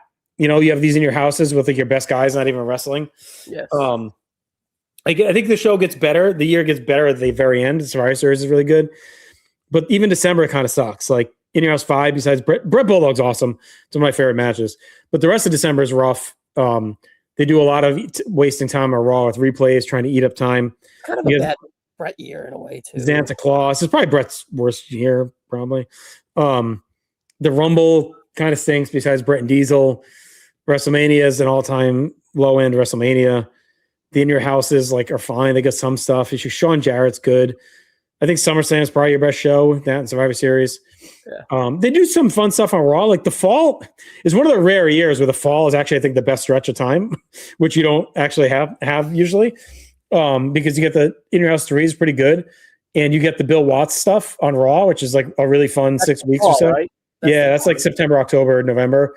You get that awesome heel beatdown and a lot more darker stuff. Bob doesn't think Brett's 95 is his worst year. You got Hakushi and Lafitte, but I think overall, from a big match perspective, it's the two Diesel matches are great. Survivor Series 95 is awesome. Sean Razor is awesome. So there's some big stuff in there. Sid sucks, which is hard to say, but it's after Mania, it's downhill for him. He's really fun at Mania. Sean Diesel's super disappointing at Mania. Again, if you're a big Camp Cornette fan, power to you. They're all over this year. 95, 96 is Camp Cornette. Yeah. I think it's Razor's worst year. He feels like he's on fumes. And again, it's a lot of misallocation of talent and resources. Aaron and I spent most of last year on Noel's Bard rebooking the entire 95. And I thought we just easily made it 10 times better without major changes at all. Just shifting stuff around here and there. All the guys they bring in from ECW, et cetera, that they give these stupid gimmicks to and waste them, like Douglas and Spicoli and Candido and others. What do you say? Trent, Piper as a ref is terrible. Brett Backlund at Mania is terrible. I put it last, Justin. It's last, yeah. It's last. You want to accelerate to the final two here? I want to do that and just remind everyone trivia's coming. We're in the last two. 40 questions awaits. Be ready for the Kahoot. 841-3151. All right, I'm going to get my lawyering for this one. The biggest star in 1998 is Bret Hart. Stone Cold Steve Austin. The best heel is Vince McMahon. The best tag team is the New Age Outlaws. The biggest match is Shawn and Austin. I think you put Shawn and Taker, and I didn't edit it. But Shawn and Austin is definitely... No, I put Austin Taker is what I meant. Yeah, for you, yeah, but... I don't know. We can have a discussion about that. The best match is Mankind versus The Undertaker, Hell in a Cell. The biggest feud is Austin McMahon again. You get Tyson on TV. You get Deadly Games. You get the Hell in a Cell with Foley, and you got the Highway to Hell in the summer 1998. Justin, what a time to be alive, my friend! What a time to be alive. So, 98 is an interesting one, right? It's to me the inverse of 2000. And I like the arc of the Attitude Era. It's you kind of have the rise. 99 is that weird midpoint and the tipping point, yes. Right? And then every year on the opposite side kind of mirrors each other in a way, right? 96 and 02 have all the crazy change. 97 and 01 have these great highs with some shaky shit on TV. 98 and 2000 have these awesome TVs, but the pay-per-views are a little whatever. And then you get this weird 99 in the middle. So 98 has some of the best weekly shit that they've ever done. Compelling, high end. The in-ring is still lagging. It's not quite there. There's not a lot. Taker Mankind's the match of the year. and it's more of a moment. It's a spectacle. That's what it is. It's a spectacle. There's nothing else really in ring. Like Austin Shawn is a great showing by Shawn. 4 stars at most, probably, right? Generous 4. Generous 4. Austin Taker has, and I put this as the biggest because I do think Austin Shawn is a weird throwaway because everyone is so still, I think, stuck on Montreal and Austin Brett. And like it felt like a big deal, but it's such a foregone conclusion that Austin was going to win. To me, that never felt like a major match. It felt like a major moment for Steve Austin and Mike Tyson. Well, the reason I had it is because of the shift. It was the ultimate. It was the state. Yeah, I agree. But Austin was already there. Highway to Hell, that build and that superpower match felt like Hogan Warrior. Like that felt like such a big fucking deal to put Undertaker in that spot against Austin at SummerSlam. And that build, the Highway to Hell build is like 8 weeks. And it's MSG too, right? It's huge. Like that was a huge match. Yeah, Bob brings up Rock Hunter ladder match, which is great. That's awesome. Yeah. You would even mention that, right? Lady has every pay-per-view match in 96. Shawn Mankind Mind Games at 1, Shawn Diesel at 2. So there you go. Kind of calling back to that. And then it's not even in here, but you have the DX versus the Nation, which is huge. Incredible. It's incredible. You got Deadly Games, which is an all-time, probably that made their best pay-per-view, like angle-wise, that they've ever done. But again, it comes down to the in-ring. Like the in-ring is lacking. Austin do love probably also a match of the year candidate, depending on where you stand on the cell, like the one from Over the Edge. Oh, from April, yeah. May. No, the May one with the Briscoes and Undertaker and all that. Okay. Briscoe and Patterson. But the TV is epic. Like the TV is fucking must watch. You had to watch Raw in 98. Like, and the numbers prove it, right? They win the ratings. That Austin McMahon tease in April. You get the rise of McMahon where he's like not overexposed yet, and you're just like hungry for him every week because he's so good. And then the fall again, the pay-per-views are kind of shaky, but the TV is amazing. The September, October, November Raws, like that's all the Taker, like they break his leg, McMahon in the hospital. You get the Mr. Sacco, Yerpel the Clown, the corporation forms with Boss Man with the fucking Rottweilers, Vince in the wheelchair, like, you know, being a megalomaniac, like Rock's heel turn. The rise of Foley is like a top guy at the end of the year. Yeah. We can't steal January 4th from this, right? That's 99. Even though it was at 98. I saw it in 98 and so did you. So 98, it was a snowstorm in Worcester, Mass. We were both there. Probably not near each other or knowing each other, but we were both there for that epic moment. And those are like some of the best seats I ever had. I was like 5 rows on the floor behind the announcers. It was amazing. All that energy is 98 energy, right? It's 98 energy. That's a 98 match to me. In my mind, it always will be because that's when I saw it. So it's a 98 match to me.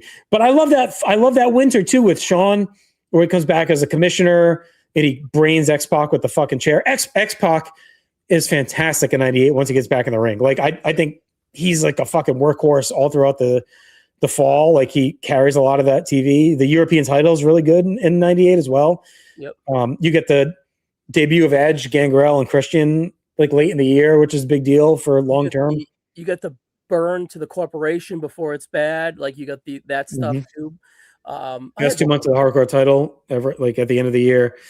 Farrell's got it number 1 right now. It is number 1. I was just gonna Over the Edge favorite match. I mean, yeah, it was must see TV. It's got the highs of 97, but it doesn't. I don't know. The matches aren't far off, but the 97 top matches are all time. Yeah. But 98's got Austin, Shawn, Taker, Mankind, Triple H Rock. Triple H Rock. All right. Yeah. China's a big deal in 98. Mm-hmm. And it's just the coolness of DX, man. Like, and you have the whole thing's cool. You have the 2 iterations of DX. You have the Fallout with Shawn, which is really good, and then you have Triple H and the Outlaws and X-Pac is really, really. Listen, good. This illustrates how big it was in '98, right? Like when I got my room assignment for college freshman year, the guy reached out to me. This kid Mike, he's like, "Oh, are you a wrestling fan?" And I said, "No," right? Because I had been historically tamed into not, like hiding your wrestling fandom because it was so fucking lame in the 90s, right? So I never admitted it because it was embarrassing. And he wrote back, he's like, "Oh, that's too bad. I'm a huge fan." I'm like, "Yeah, I am too." I lied. And like, what a way to start a friendship. But it just tells you, right? Like I wasn't expecting other people to like be so into wrestling. And when you got to school on like Monday nights, we're all watching Raw and like we're all piling into the room and we have it on. And the first poster I bought was an Austin poster. Like I really tried to put myself out there. And Sable. you know, yeah, look, Sable is massive, like massive in '98. Hey, that's usually my lane. Yeah, you know, and yeah, I mean, just Raw. What you said, I think you nailed it. Like it's the most must see Raw ever was. Yeah, like it's before SmackDown watered stuff down. It's like, and Russo was being contained by Vince. Yep, he wasn't like skiing off the rails just yet. And he had fresh ideas. He wasn't grasping at straws. There was some Crash TV, but not a ton. You do get a lot of the remnants of the gang war shit early in the year, but the Rise of the Rock is awesome. Yeah. It's number one. It might be number one overall. But we have 1 year left, Justin. Yeah, this will be a tough one. So last year, so this is like your red alarm warning. Trivia is like 10 to 15 minutes out at this point. 40 questions. It was a ton of fun last time doing this Kahoot with everyone. So be ready. We got people in the room ready to go. Start logging in a minute. Do the 2 screens. We're going to rank this last year, and then we'll probably just do a quick recap of where we stand. And then we're going to dive into the trivia. So start getting ready. All right. And that last year is 2001. The biggest star is Stone Cold Steve Austin. And the biggest heel is Stone Cold Steve Austin. The best tag team is the Brothers of Destruction. The biggest match is The Rock and Austin. The best match is Rock and Austin. And the biggest feud is the WCW/ECW versus the WWF. You have the Attitude Era peak at WrestleMania 17. You have the WCW purchase and invasion. You have Ric Flair returning, and you have RVD arriving. Those are some of the high points for 2001 WWE TV. Justin, where are you at with the invasion? Because I think that's the big crux of it. Let's reboot the invasion, as Scott Keith always talks about. And Bob talks about. By the way, I'm thinking this means Peter Winston Everett, but yes. And yeah, we did forget Mr. .com, Paul Ellering. All right, 01. So I think 01 is their best pay-per-view year of all time. Like the pay-per-views from top to bottom, outside of a couple, are some of the most rewatchable and entertaining pay-per-views they've ever done. Like the roster is loaded with the influx of talent. The Attitude Era guys are still there. I was a fan of the invasion for the most part. I do think they made a lot of mistakes along the way, but I liked that there was an angle that dominated the promotion because they never had that really in the WWF. I do wish they presented WCW better at times. I was optimistic thinking WCW would become a brand at one point. It didn't. But the excitement carried into 01. I will tell you, I've mentioned like being college hog because it's just the era I was there. 01 to 02 was like bigger than 98 for people.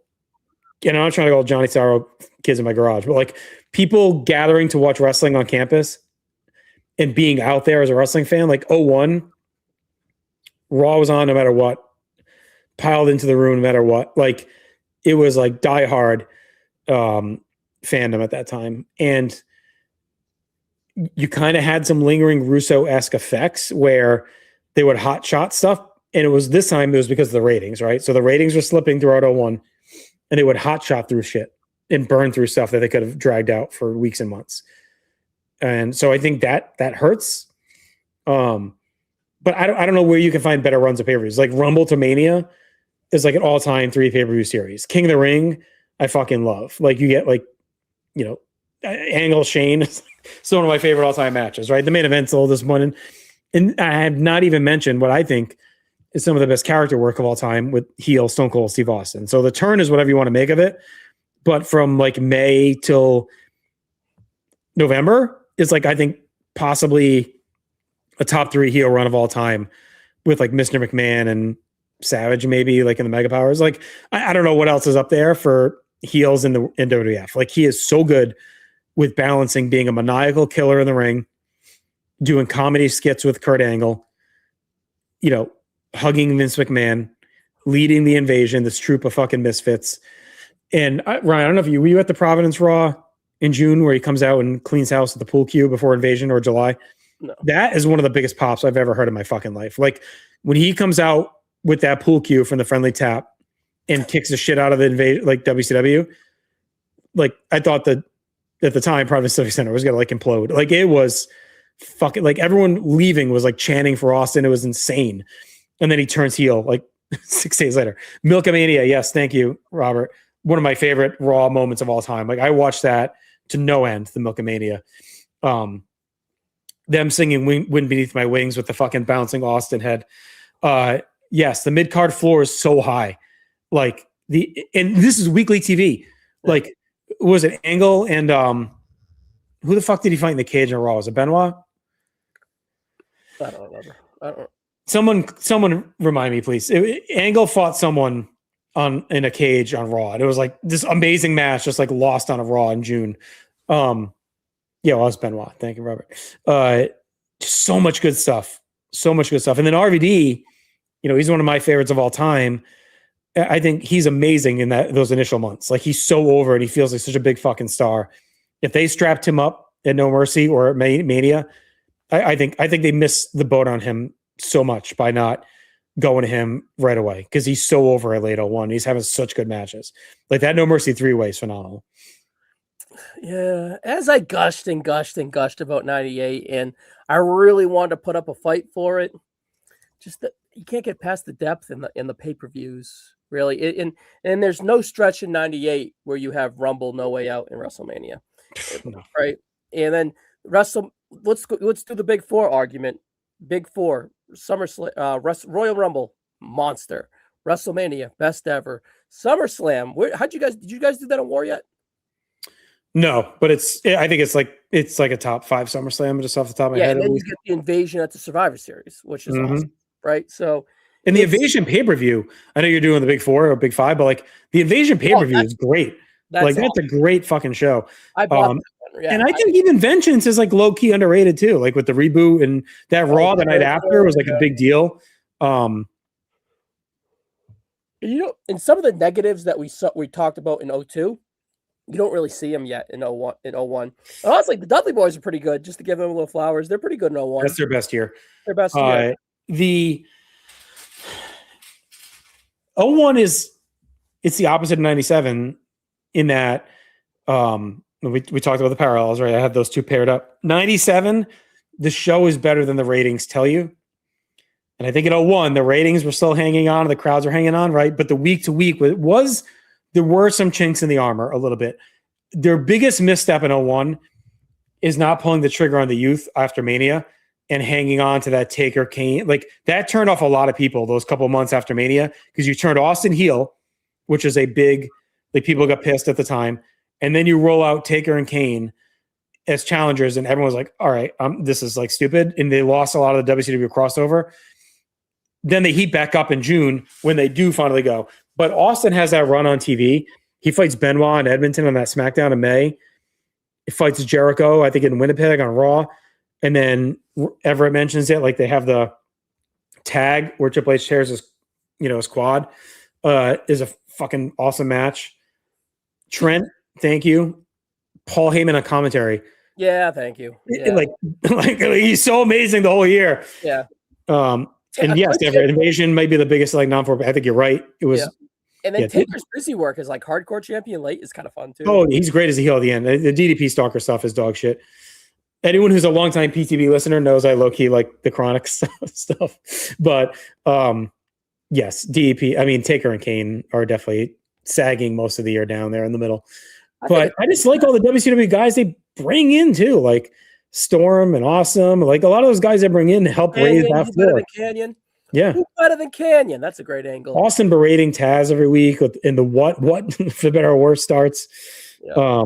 But the comedy is it's peak comedy for the company too. Him and Angle are just, the ukulele and the hats. Yeah. I love the story where he buys it at the airport and then it becomes a gag. Yep. Yeah, I really wanted to fight for 98 for the consistency. 01's the best year. I'm sorry. It's 01. It is. The pay-per-view is just, I mean, I don't know how you can. 98's hotter, but 01's just better because you have the in-ring work as well too. That 98. You get the in-ring and the story stuff. It's the best of all the years. It's like you get the week-to-week TV, which yes, the invasion has, but every episode felt exciting because stuff is happening and they're doing a lot. So like it depends if you don't give a fuck about like the business end of it, that they burn through the shit. It's a fun year because every episode, like something's fucking happening. And you have major stars. So it's all the big guys are there. Like you get half a year of Triple H, you get a full year of Austin, you get a lot of Rock throughout the year.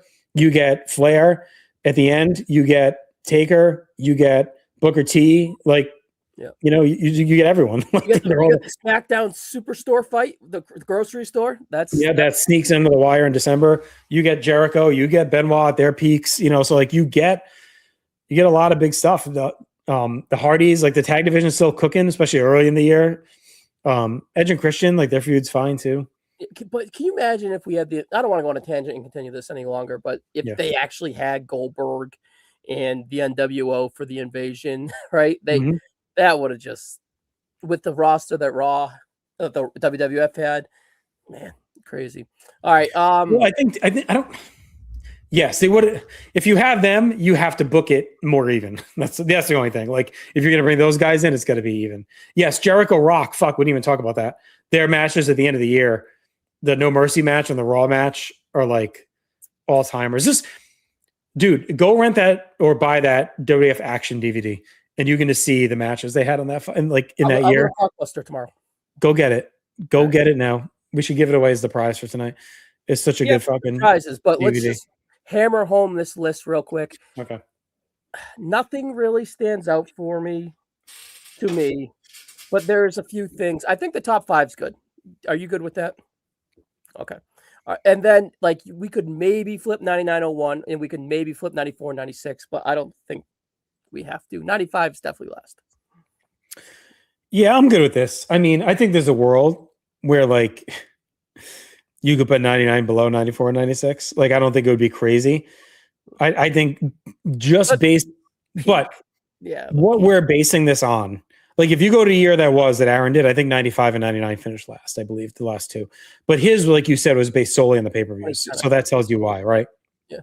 I think based on rewatchability, the 96, 94 week to week just has more drags than 99. This 99 has more stuff happening. But if you're a match fan, I could see you putting 94 and 96 above it because this is more matches like to get into. Like 99, when you're talking like Test Shane is like one of the best matches of the year. Like, I mean, like it's a rough year in the ring. Like it's rough. It's just not a priority. It's not in any way.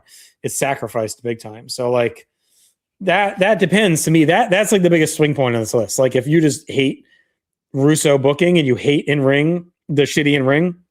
Yeah. I could see you pushing 99 down below 94, 96.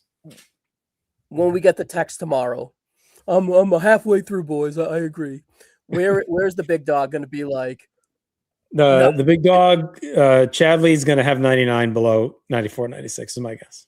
And he's going to have 03 probably a little bit. We're a little bit high on his. Probably. I think he's got 2,000 higher in my guess. He'll have 2,000. I don't think he's as high on 97, just going through Warzone. I'm guessing he's got 01, 2000. We're taking those peaks though, brother. We're taking those peaks of 97, just the high points, and we're sticking to them. All right, Justin, for the audio listeners, number 10, 1995. Number 9 is 1996. Number 8, 1994.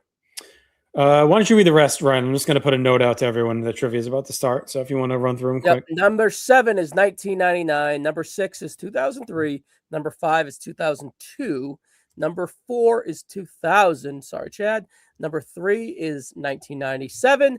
Number 2, 1998.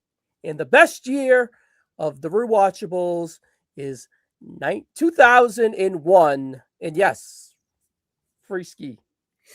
We harpened on that all along. Royal Rumble to WrestleMania 17 is the best 3 pay-per-view run, in my opinion, and Paul Heyman on commentary is absolute gold. Just to kind of highlight his comment right there.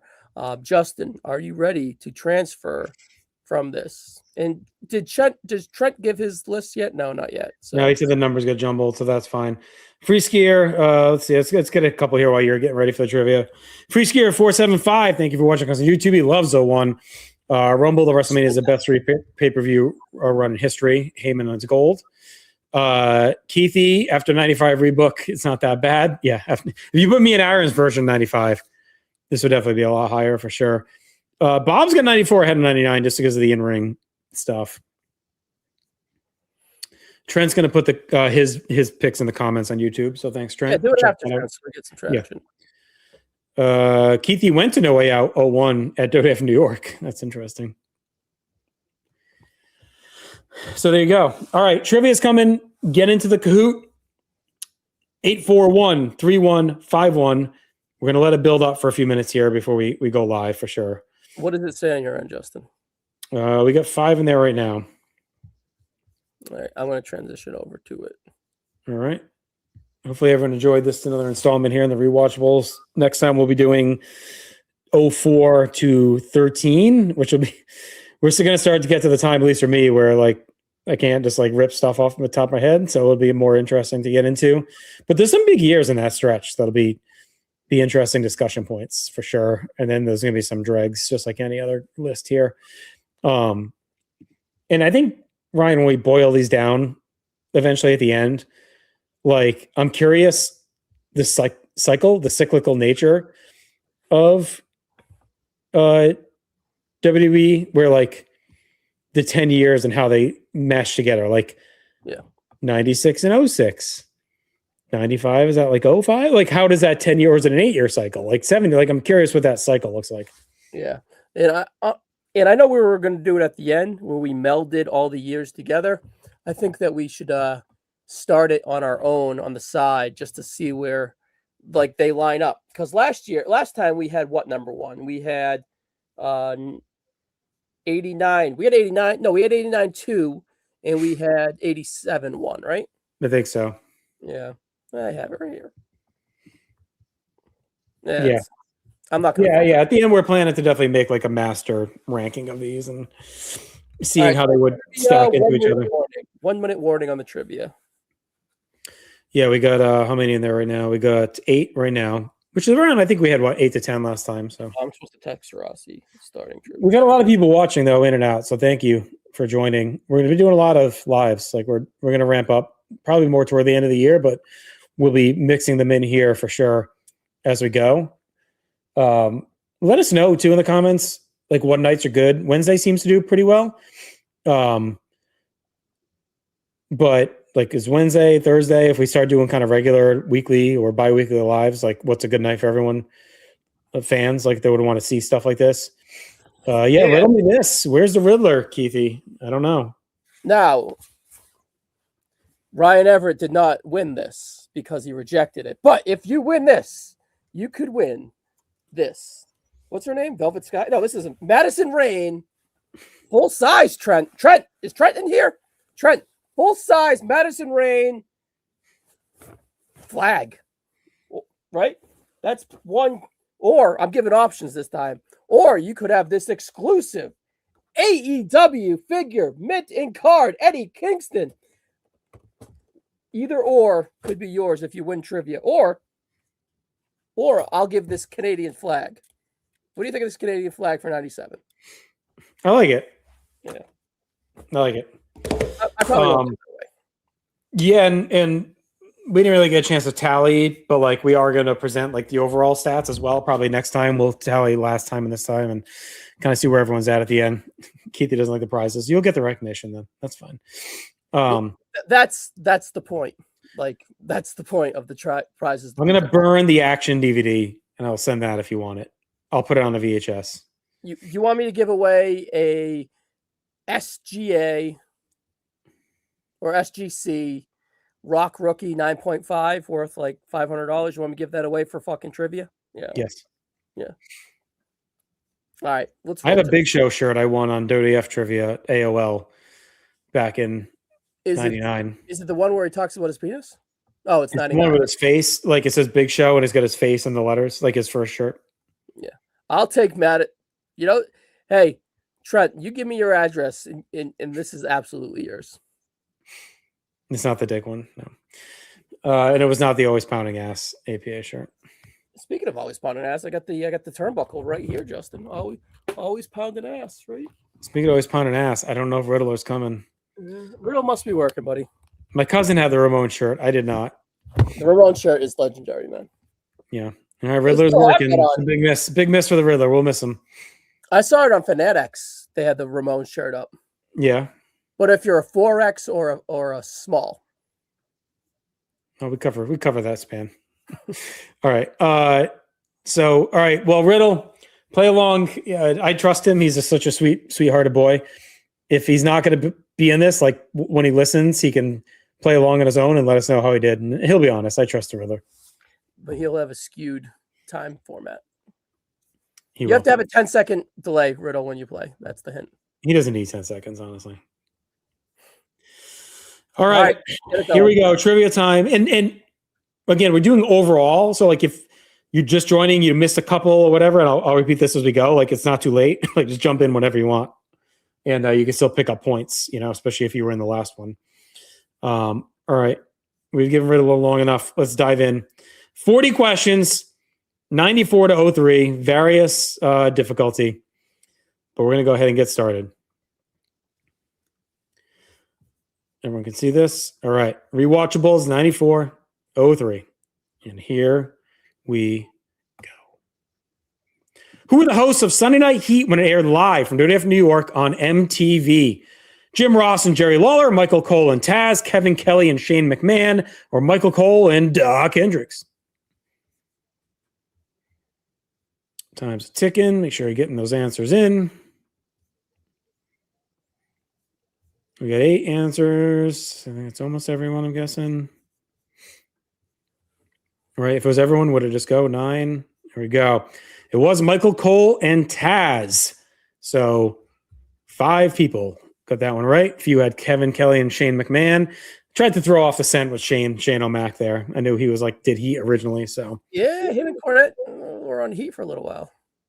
All right, let's see. Farrell me this, number 1.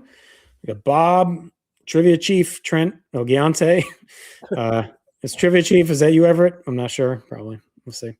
All right, number 2, here we go. Who teamed with the Dudleys to take on 3-Minute Warning and Rico with the 2002 Survivor Series? Was it Rob Van Dam, Taz, Jeff Hardy, or Tommy Dreamer? Who teamed with Spike and Bubba to take on 3-Minute Warning and Rico at Survivor Series 02? So they had that match, and then they had that awesome Scott Steiner debut. What a way to peak after that debut. It was, yes, it was. I think the Steiner debut is still one of the biggest pops I've ever had live. It was insane. Yeah, I think I went 3 on this match. It was a good opener, and it was Jeff Hardy teaming with the Dudleys. I have that figure over there for him that night. Yeah, he's got the green pants or whatever. And then and he's gone a few months later. And also this is Devon returns after to become a Dudley again. Ditch the Reverend gimmick. He comes out at the end and helps them. So there you go. All right, let's see. How do we do? All right, Bob ahead of Trivia Chief by just a few. Farrell's still in the mix. Trent and Giante. Here we go. Who won the Intercontinental title tournament in October 98 after Triple H forfeited due to his injury? Was it Ken Shamrock, X-Pac, Jeff Jarrett, or Owen Hart? Who won the IC title tournament in October of 98 after Triple H got injured after the SummerSlam ladder match? Get your votes, your answers in. If you're just joining, hop in. We still have 37 questions left.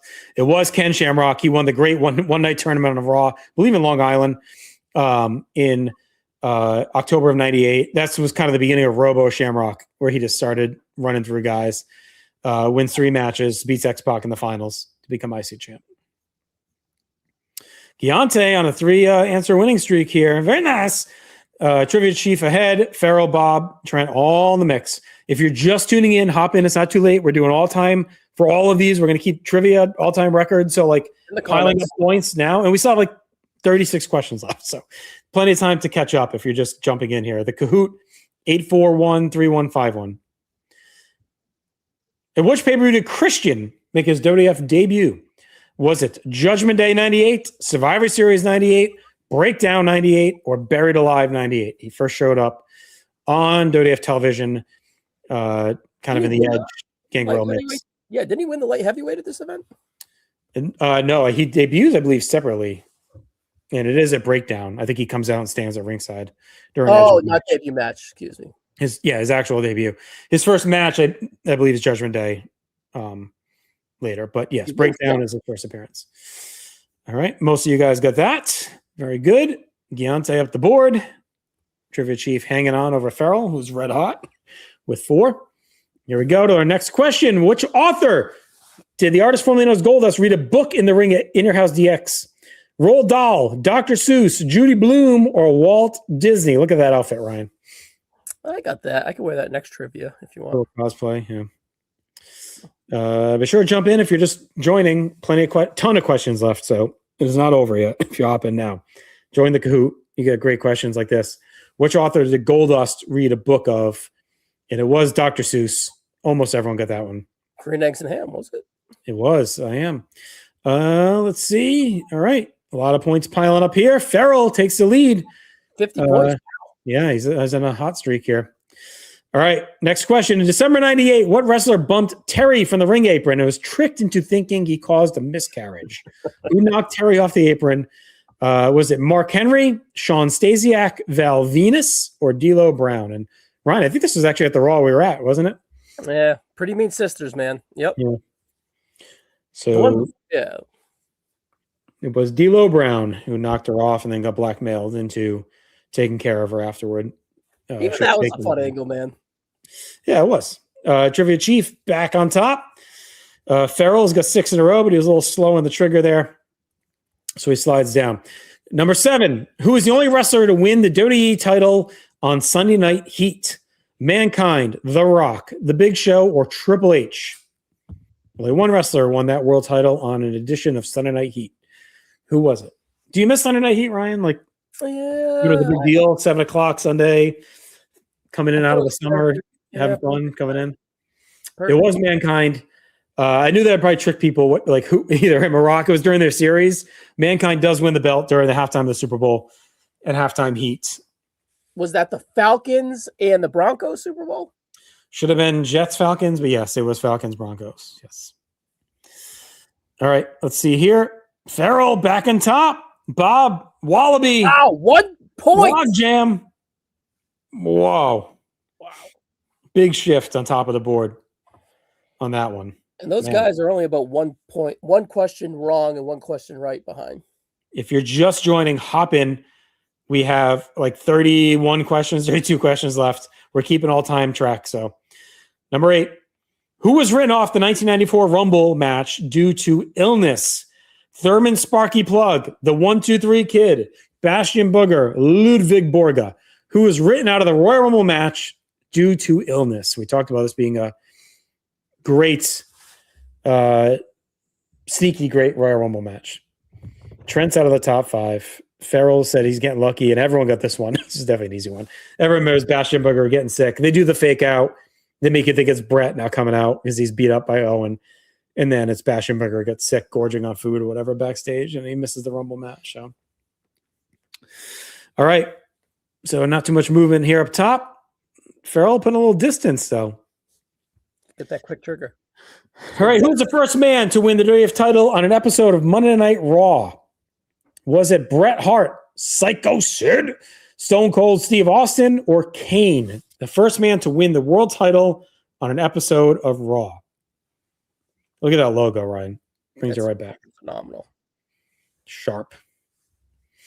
Psycho Sid. Most of everyone got that one. It was him defeating Bret Hart in February 97, the night after Final Four. First world title change on Raw. All right, what do we got here? Any shakeup? No. Farrell. Oof. Farrell extended that lead by quite a bit. Trent's back in the top 5. Farrell's got 9 in a row. What an upset brewing here possibly tonight. Hey, Trent, if he needs to reject this. If you want One retired athlete, second at Razor Ramon at SummerSlam 94. Walter Payton, William Refrigerator Perry, Bo Jackson, Julius Irving. I'm sorry, Ryan, go ahead. No, that's a phenomenal picture of Razor. And is he in a corporate cafeteria? It looks Yeah, like. I think that's at SummerSlam. Everett said he hit the wrong button on that last one, so that hurt. See if he can make up the ground. I think he's just challenging himself. Everyone got this one. This was an easy one. Walter Payton was in Razor's corner as he fought Diesel at SummerSlam. All right, Farrell building that lead. Again, if you're just joining, as I see the number going up on viewers, like hop in. It's not too late. We still have 3/4 of the questions left. Kahoot code 8413151. We're also keeping all-time stats. Jump in. Question 11. What affliction caused Stephanie McMahon to delay her wedding to test? Was it gout, amnesia, a broken leg, or brain damage? It's Vince Russo. So you never know. This is like one of his last few weeks, right? Yeah.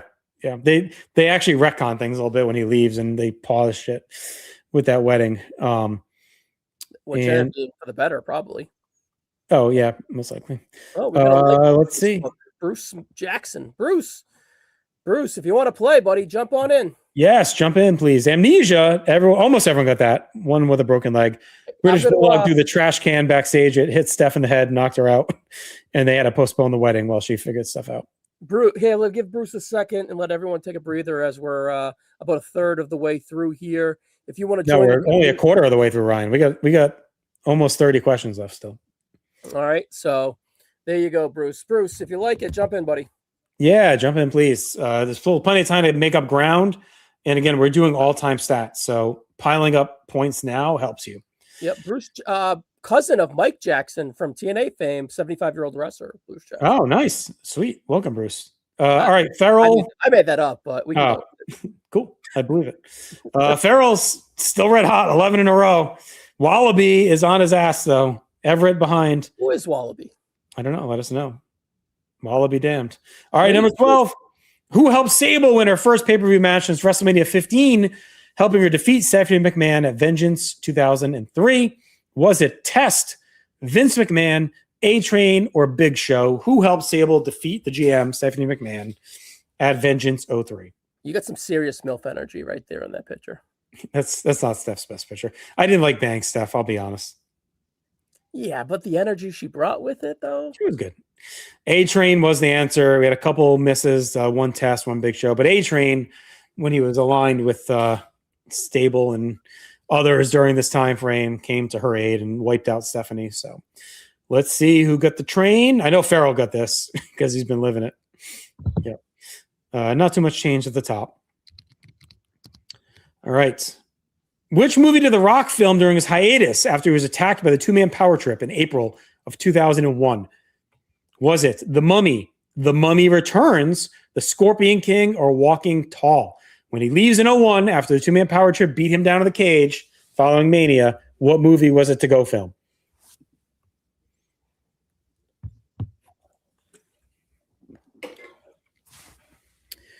The Mummy Returns. Very good. I'm glad I got a little confusion on this one because Scorpion King was right after this. I think that comes out the next year. Mummy, I don't think he's in The Mummy, right? I think he's only The Mummy Returns, so I thought that would trip some people. And someone said Walking Tall, which comes out a few years later. But let's see. Farrell extended his lead big time. He is primed for the upset here. In the first pay-per-view after the Montreal Screwjob, who challenged Shawn Michaels for the World Wrestling Federation title? Was it Owen Hart, The Undertaker, Ken Shamrock, or Ahmed Johnson? Who faces Shawn in the first pay-per-view following Montreal, challenging for the world title? And this should trip people up, honestly. It could. Good.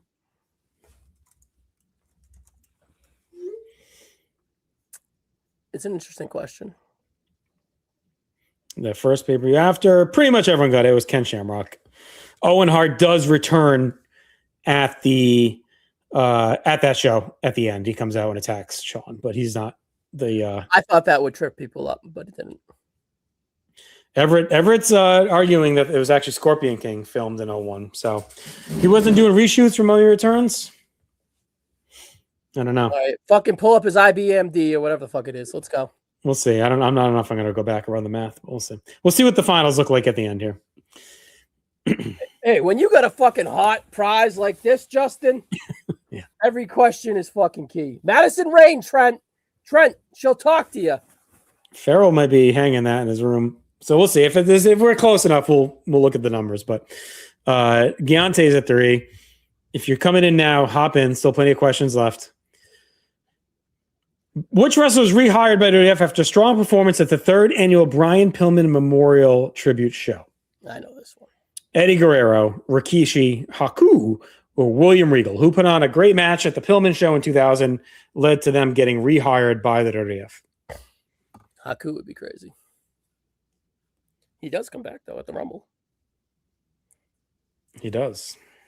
He's a man. Such a man. Pretty much everyone got it. William Regal. Guerrero comes back in 2002, but this is after Regal had been there in 98. Quickly left, goes back to WCW. He leaves WCW. He's having a lot of the drinking problems and all that stuff. And then he goes and has a great match with Benoit on the Pillman Show, and they bring him back. All right, Farrell putting some distance still, but Everett's hanging in. Logjam's up there. Wallaby. Farrell's at 15 in a row. Who was the number 1 pick of the brand extension draft in 2002? Was it The Rock, Triple H, the New World Order, or Stone Cold Steve Austin? Who was the first number 1 pick in the brand extension draft? Who had the first pick in the brand extension draft? That may tell the story. Answers are coming in. I like that layout, how they had everyone in the locker room like that. It was cool. And everyone just about got it right. It was The Rock. NWO was the number 1 pick for Flair, but the overall pick was Vince taking The Rock for SmackDown. And then NWO go to Raw with Flair. Farrell staying hot. Everett, let's get some work to do. Who were the announcers for Booker T Buff Bagwell match on the July 2nd 01 Raw from Tacoma, Washington? Infamous match. Was it Jim Ross and Jerry Lawler, Scott Hudson and Mark Madden, Scott Hudson and Arn Anderson, or Gene Okerlund and Arn Anderson? Who was brought in to call the match? Buff Bagwell, Booker T, main event of Raw that really bombed and kind of ended any hope of WCW becoming a standalone promotion. Are you surprised that Vince didn't rehire Bobby after 17? I never understood why. He's so good at that show still. And it was Scott Hudson and Arn Anderson calling that match. I believe it's Hudson's only appearance. Anderson would end up working backstage, but he did call that match along with Hudson. So, yeah. All right. Farrell stays in the lead. No change up there. Bob's in 5th. Logan, Wallaby, Everett, Farrell. Who was revealed to have raised a briefcase at King of the Ring 1999? Was it The Undertaker, Paul Bearer, the Big Boss Man, or was it never revealed? Who raised the briefcase during the Austin McMahon versus McMahon's ladder match? I remember watching that live. Mm-hmm. Were you in Worcester? No, you weren't in college. You were at home, probably. I would have been home, yeah. It was the Big Boss Man. Good job. It's always kind of talked about like, oh, they never revealed, but they do say it was Boss Man because Vince fires them on Heat and then he rehires them on Raw, and they pretty much say like he's the one that raised the briefcase, and because he was no longer a corporation member, that's why it was allowed. So there you go. Number 3 on What Culture's Biggest Mysteries, solved already 25 years ago. It's kind of crazy how much they used the Boss Man in 98, 99. Oh, yeah, big time. All right. I'm proud of my boys here. We got that one for sure. Keithy's in the game. Good for you. Here we go. Which mid-90s star is known to have recorded backstage footage in WWF locker rooms teasing a release of a documentary?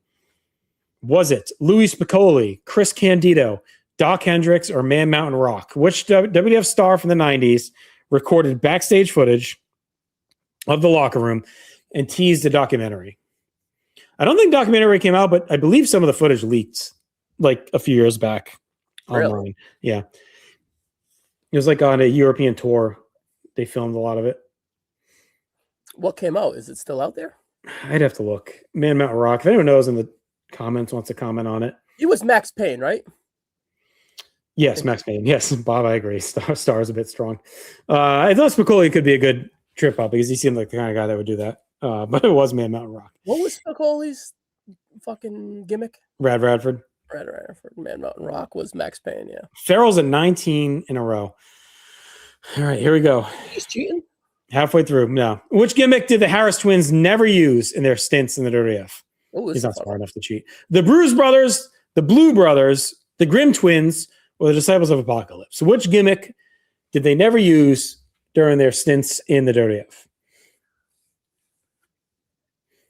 I did not include the later era TNA Nazi run. All right, pretty much everyone got it. The Bruise Brothers, they were the Grimm Twins on it was like 96-ish. I don't know if they were on Raw. They were mainly on Superstars. It was brief. Jacob and Jared Grimm, I think, were their names. So there you go. It's a short run. Is this after they threatened Shawn Michaels in the locker room and fucking threw him against the wall? Yeah, I think that's when they're the Blues still. Farrell putting some fucking space here. Man, I did not expect this tonight. Who did Mark Henry defeat in his WWF pay-per-view debut? Rad Radford, Jerry the King Lawler, Owen Hart, or Marty Jannetty? Who did Mark Henry defeat in his pay-per-view debut? Listen, I can wear that outfit. I don't know You if I should wear it can. on 4th of July. That's SummerSlam outfit right there, right? 96? Yeah. It might have been for his match. Poor Farrell. I'm sorry. I thought I had his back, but he fell for it. Charlie Brown. When I said he would never cheat, and then I said he's not smart enough. There's a Grimm Twins Jinx Brothers match. That's exciting. Pretty much almost everyone got who got Marty Jannetty? Is someone just picking random colors? Jerry Lawler, Mind Games, was his debut. Maybe they fat fingered it. Maybe. Oh man, look at the space here. Oof. Bob, 3 in a row. Yeah, Bob. Who did Chris Jericho wrestle in his first televised WWF match? X-Pac, Ken Shamrock, Road Dogg, or China? Who did Jericho face in his first televised match in '99? Ryan, how we do with the difficulty here? You okay with it? All right? Overall? Yeah, You had a lot of complaints last time. Farrell thinks it's kind of easy. No, he's getting lucky. He said it. Most people got this one. It was Road Dogg. A couple of people said X-Pac. See if we have any shift here. Nope. Everett's looking for that seam. Trent's back in the mix, 3 in a row. If you're just joining now, we're still got over half of these left. So get in. Get in now while you can. Here we go, or a little less than half. What river did Steve Austin throw the IC title into December 97 Raw? Was it the Hudson River, the Saco River, the Delaware River, or the Merrimack River? Ryan, is this one tough enough? Yeah, this is Bridgeport, right? No.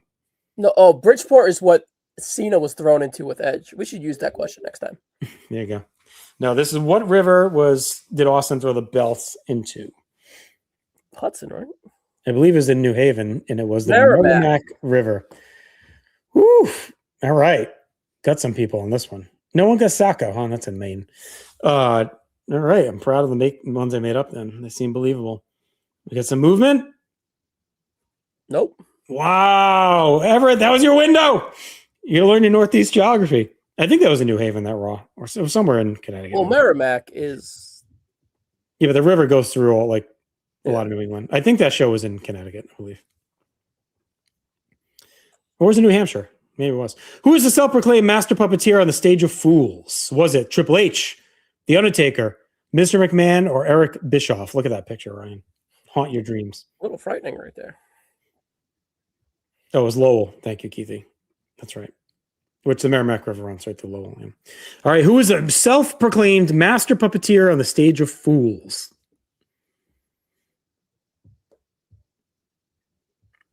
One of the all-time greats pay-per-view opening videos, of course, by Mr. McMahon with the Big Show, with Sable, and with me, the master puppeteer on the stage of fools. Yes, a pay-per-view, a PTB classic. Any PTB fans should know that one.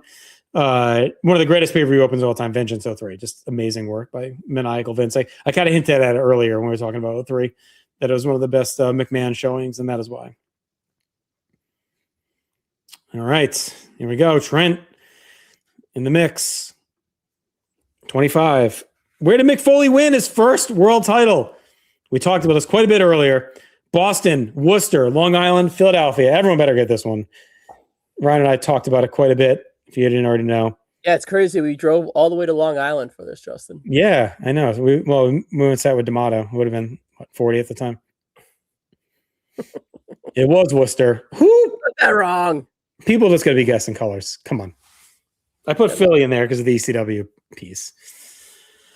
All right, let's see. Bob back up. Trent, did you get that wrong? How did you drop down? Yeah, Trent. Come on. All right. Here we go. On which program did Barry Horowitz defeat Skip for his first career win with the company? Was it Superstars, Challenge, Raw, or Action Zone? On which show did Skip lose to Barry Horowitz? Horowitz wins on his, for his first win of his entire career. You know what's a good match is Horowitz and the Blue Blazer from LA 1988. Well, about half got this one, Action Zone. Rest guest Superstars in a Challenge. It was Action Zone. Jim Ross on the call. Let's see if we had a shake up at the top. Nope. Farrell got it. Tribal Queef is still up there. Yeah, but he is a little slower on that one. Logjam, streak of 3. All right, if you're still joining, we still got, 14, 13 left here, so plenty of ones to get it on. Who did Kurt Angle face in his first pay-per-view match? Was it Chuck Palumbo, Sean Stasiak, Rikishi, or Mark Jindrak? Who did Kurt Angle face in his first ever day of pay-per-view match? Palumbo, Stasiak, Rikishi, Jindrak. Going government. Everyone got this one. Sean Stasiak. Government names, not meat. He was meat at the time, right? I don't know. Was he? I thought he was going to be a meat. Maybe it was still meat. I forget. Anyway, either way. Survivor Series 99. Speaking of meat, you can beat your meat to the prize of the night. Madison Rain, full poster, flag. What a transition right there. You don't do him any better than that, Justin. Who was the first person to pin Brock Lesnar on WWE television? Kurt Angle, The Undertaker, The Big Show, The Rock. The first person to pin Brock Lesnar on WWE television. That's a pretty good question. Thank you. Let's see. The answers are piling in. Can Farrell maintain his lead? It was The Big Show. Everyone got it. Good job. Survivor Series 02. Big upset. Surprising at the time, for sure. All right, so not much of a shake-up here, just by speed. Oh, Everett's chipping away. Chip. Who was the final light heavyweight champion before he lost the title in a unification match show? Who was the final lineage light heavyweight champion? It's Jerry, X-Pac, Billy Kidman, Dean Malenko, the final cruiserweight champion before they merged the title. And thank you, Ryan Everett. He was Sean Stasiak. PMS caught him making out with Mariana weeks before. All right, let's see. It was. It's a pretty ugly belt. Yeah.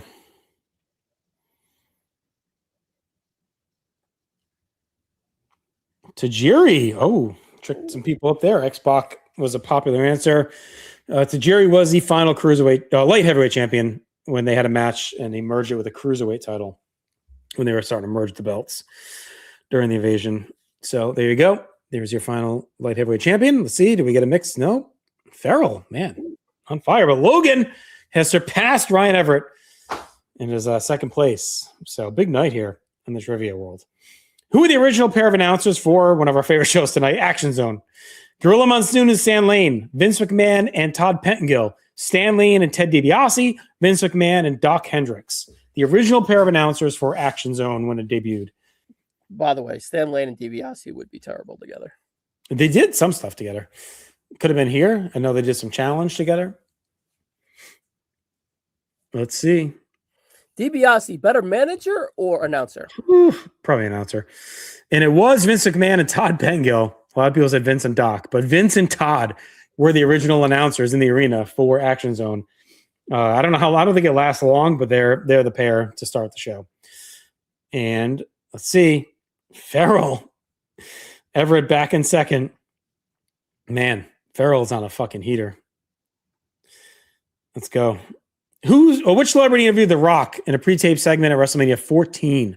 Which celebrity interviewed The Rock? Verona Barrett, Jenny McCarthy, Jennifer Flowers, Pete Rose. Who interviewed The Rock WrestleMania 14 in a pre-taped segment?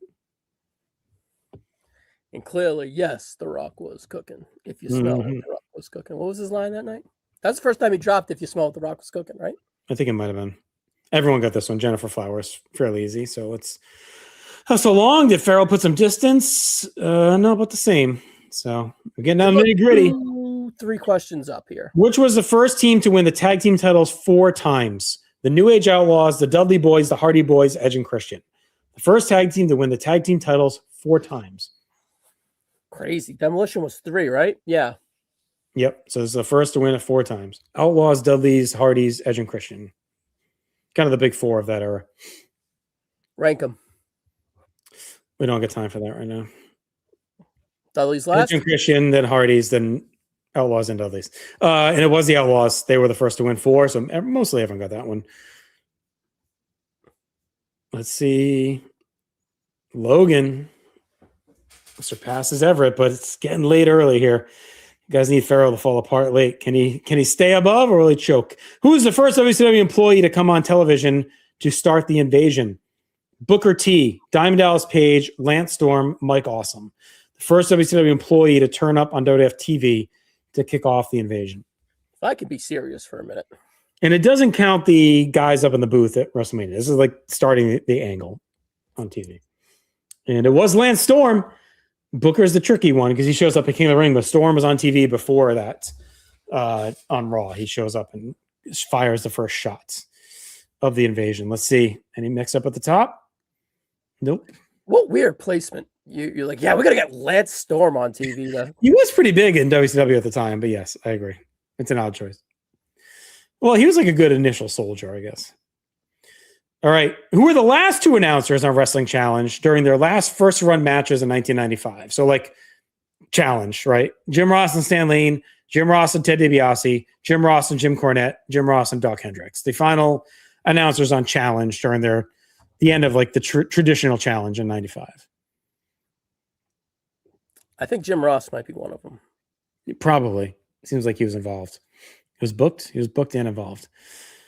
Let's see. That's crazy they fired him twice in like 93, I know. 95, right? Especially with the power he has by 96. Yeah. All right. It was Jim Ross and Doc Hendricks. Do. Only one person got that right. A lot of people said Ross and Lane. I think Lane was gone by that point. I would have thought Ross and DiBiase, honestly. But let's see. Any shake up? No one at the top was one of the ones that got that one right. All right. Who did Matt Hardy wrestle in his first ever match in 1994? Televised. Fatu, Nikolai Volkov, Diesel, Jeff Jarrett. Matt Hardy's first televised match. Who did he face? Was he 18? Was he 18? Barely. I'll pretend you said 18. I said 18. That was a Rob Feinstein joke. Okay. I'm not a big pervert, so I wouldn't know. I mean, you keep holding up a blanket of a naked woman. Well, I'm a of-age pervert. Let's be real. That is a Madison Rain. Creepy. Look, like I gotta roll this up to see the font on this thing. Thank you, Bob. Nikolai Volkov was the answer. Mostly everyone got that one. Fought Hardy on Raw. Sandy movement at the toe. Ooh, all right. Everett back on the prowl. Can he close the gap in time? Can he make it in time? Who was the first man to win the WWE title on an episode of SmackDown? Was it Mr. McMahon, Triple H, The Rock, or Undertaker? Look at that SmackDown logo in all its fucking glory. Yeah. The original SmackDown video game. UPN, awesome. The Ovaltron, Shasta McNasty. Love it. Love Fall of 99 SmackDown. Ooh, okay. Let's see. 6 said Mr. McMahon. He did win the belt from Triple H. Is that Linda? Linda comes out, right? Helps him or whatever the fuck. I don't remember. I think Austin helps him. Linda, I think he comes out to save Linda, right? And then Austin stuns Triple H, I believe, and Vince covers for the title. And then he forfeits it and Triple H. Yeah, it's tricky because in the template in April, Triple H retains, right? Right, yeah. And you get the iconic Vince on Raw the next episode with the belt. That's like the famous picture you see. All right, let's see any shakeup. No, Farrell got it. All right. I don't know, Everett. It's getting late early here for you, buddy. 4 to go. In the post-invasion title purge, what belt did the hardcore title merge with? Post-invasion, was it the U.S. title, the European title, the IC title, the Cruiserweight title? They started merging all the belts. They started having title matches, title versus title, and then combining titles on Raw. Can you name the match? I can. Well, let's see when we get there. I don't want to give it away. It was the European title. Ryan, what was the match? RVD and Tommy Dreamer, right? It was, yes. No, that was RVD wasn't European champion. So it was Tommy Dreamer and who then? It was shit. It was definitely Tommy Dreamer though. It was Dreamer's hardcore champ. If anyone remembers, I thought I had who it was for European. And then I think RVD, Was it Regal? I think RVD wins the IC when they merge. He gets them all anyways. Jeff Hardy. RVD and Jeff Hardy was European and hardcore. Oh no, Dreamer Hardy and then RVD Hardy, I guess maybe. Okay. So there you go. All right, let's see. Man, this might be it. I think Farrell needs to get all three wrong, I think, to have a chance for Everett here. What if there's a glitch in the system? Which team won the only XFL championship of the original run? So not the Rocks version, like the original, not the pre-version. Las Vegas Outlaws, Chicago Enforcers, New York, New Jersey Hitmen, or the Los Angeles Extreme. The original XFL of 01, who won the championship? Remember that quarterback that was like, am I still breathing? Tommy Maddox? No. Went on to be the other guy. Jeff Brom. He is now the head coach of Louisville Cardinals. That's right. Yeah. Tommy Maddox was the big one that came out of the LA Extreme and ended up starting for the Steelers. He hated me with the Carolina Panthers. Yes, he did. Rod Smart. All right. It was the Extreme who won the championship. Good job, everyone. It's a good memory. That's kind of hard one. Remember when Ventura was doing it? Yeah, I watched those early games. I've been to college a lot tonight, but that was like we'd have those games on the Friday night games, Saturday night games, like drinking, playing beer pong. Like we'd have those on the background all the time. Rolling out the ball was insane. Great book, Long Bomb, about the rise and fall of the XFL. It's like a fantastic read. If anyone's looking for a random wrestling book out there, there used to be a YouTube channel that had all the games. I don't know if it still exists or not, but all right, 2 more to go. What was the first women's match to main event Monday Night Raw? Was it Trish Stratus versus Victoria, Tori versus Sable, Alundra Blaze versus Bertha Faye, or Lita versus Trish Stratus? What was the first women's match to main event an episode of Raw? And I will say this is often misspoken by WWE themselves because they often promote Lita, which wasn't even in this era, by the way. So that was a real trap. That happened in 04, the cage match. That WWE always says was the first time the women main evented Raw. But no, Alundra Blaze and Bertha Faye main evented an episode of Raw. I believe it's September 95. Was the first ever women's match to close an episode of Raw. So good job to those two who got it. Let's see. Farrell was one of them, apparently. And Everett maybe were the only two. But it was not Lita Trish. That's the one that they lead you to believe. Misinformation. But where would you fall on FMK with Bertha Faye? In what month and year was the last ODF event held with the In Your House moniker? October 98, December 98, February 99, April 99. I may marry Bertha. Seems like she'd be a nice wife. What was the last month and year to have the In Your House moniker attached to a pay-per-view? I actually don't know this one. It was April. Backlash 99 is the last In Your House. So the first without it is, I guess, coincidentally enough, Over the Edge 99 was the first one not to have In Your House. There's a joke there, but I'm not going to go with it. The what? There was a joke there with, but you just can't go there. The podium, here we go. In third place, Logan Crossland. Second place, Ryan Everett has fallen. And Matt Farrell is our champion tonight. And Everett, we're not going to go back. And we can look at the answer of the mummy, but I think you lost by enough that wouldn't have mattered either way. All-time showing by Farrell. Look, beating Everett in wrestling trivia is not easy. I've been around a lot of these competitions. I've seen a ton on Place to Be podcast. We used to do Body Press Your Luck. We actually stopped doing the show because no one could beat Everett. So it was he is tough to take down. So Farrell, it's the feather in the cap. As your prize, I'm going to promote Ruthless every other Friday here on the North South Connection, audio, subscribe to our podcast. He does an amazing job rotating guests. He's just starting 04 later this year. He's at the end of 03 now and hitting some really cool stuff. So check that out every other Friday. That's your prize, Matt. If you want the jizz rag, Ryan will send that to you too, or the figure. You can pick whatever jizz rag you want. All right. It's a lot of fun. Too. This is a lot of fun. I want to thank everyone who joined and watched and played along. Really appreciate all the love. And Ryan, this is a ton of fun again. Look forward to the next one. Probably in a couple months, we'll be back. We'll do a month or two, maybe. We'll do 04 to 13. We'll do some trivia again for that. And we'll continue on. So be sure to subscribe. Enjoy the weekend of wrestling. Again, Ryan will be here recapping Clash in Italy on Sunday and probably the Masters of Mask match.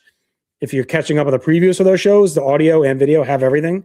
All the previews for the weekend. So if you're behind, you want to catch up, go bang those out now. And leave some thoughts in the comments again, what you'd like to see ideas for lives and when later in the year when we start doing more. I'm going to go ice my back and take some Advil.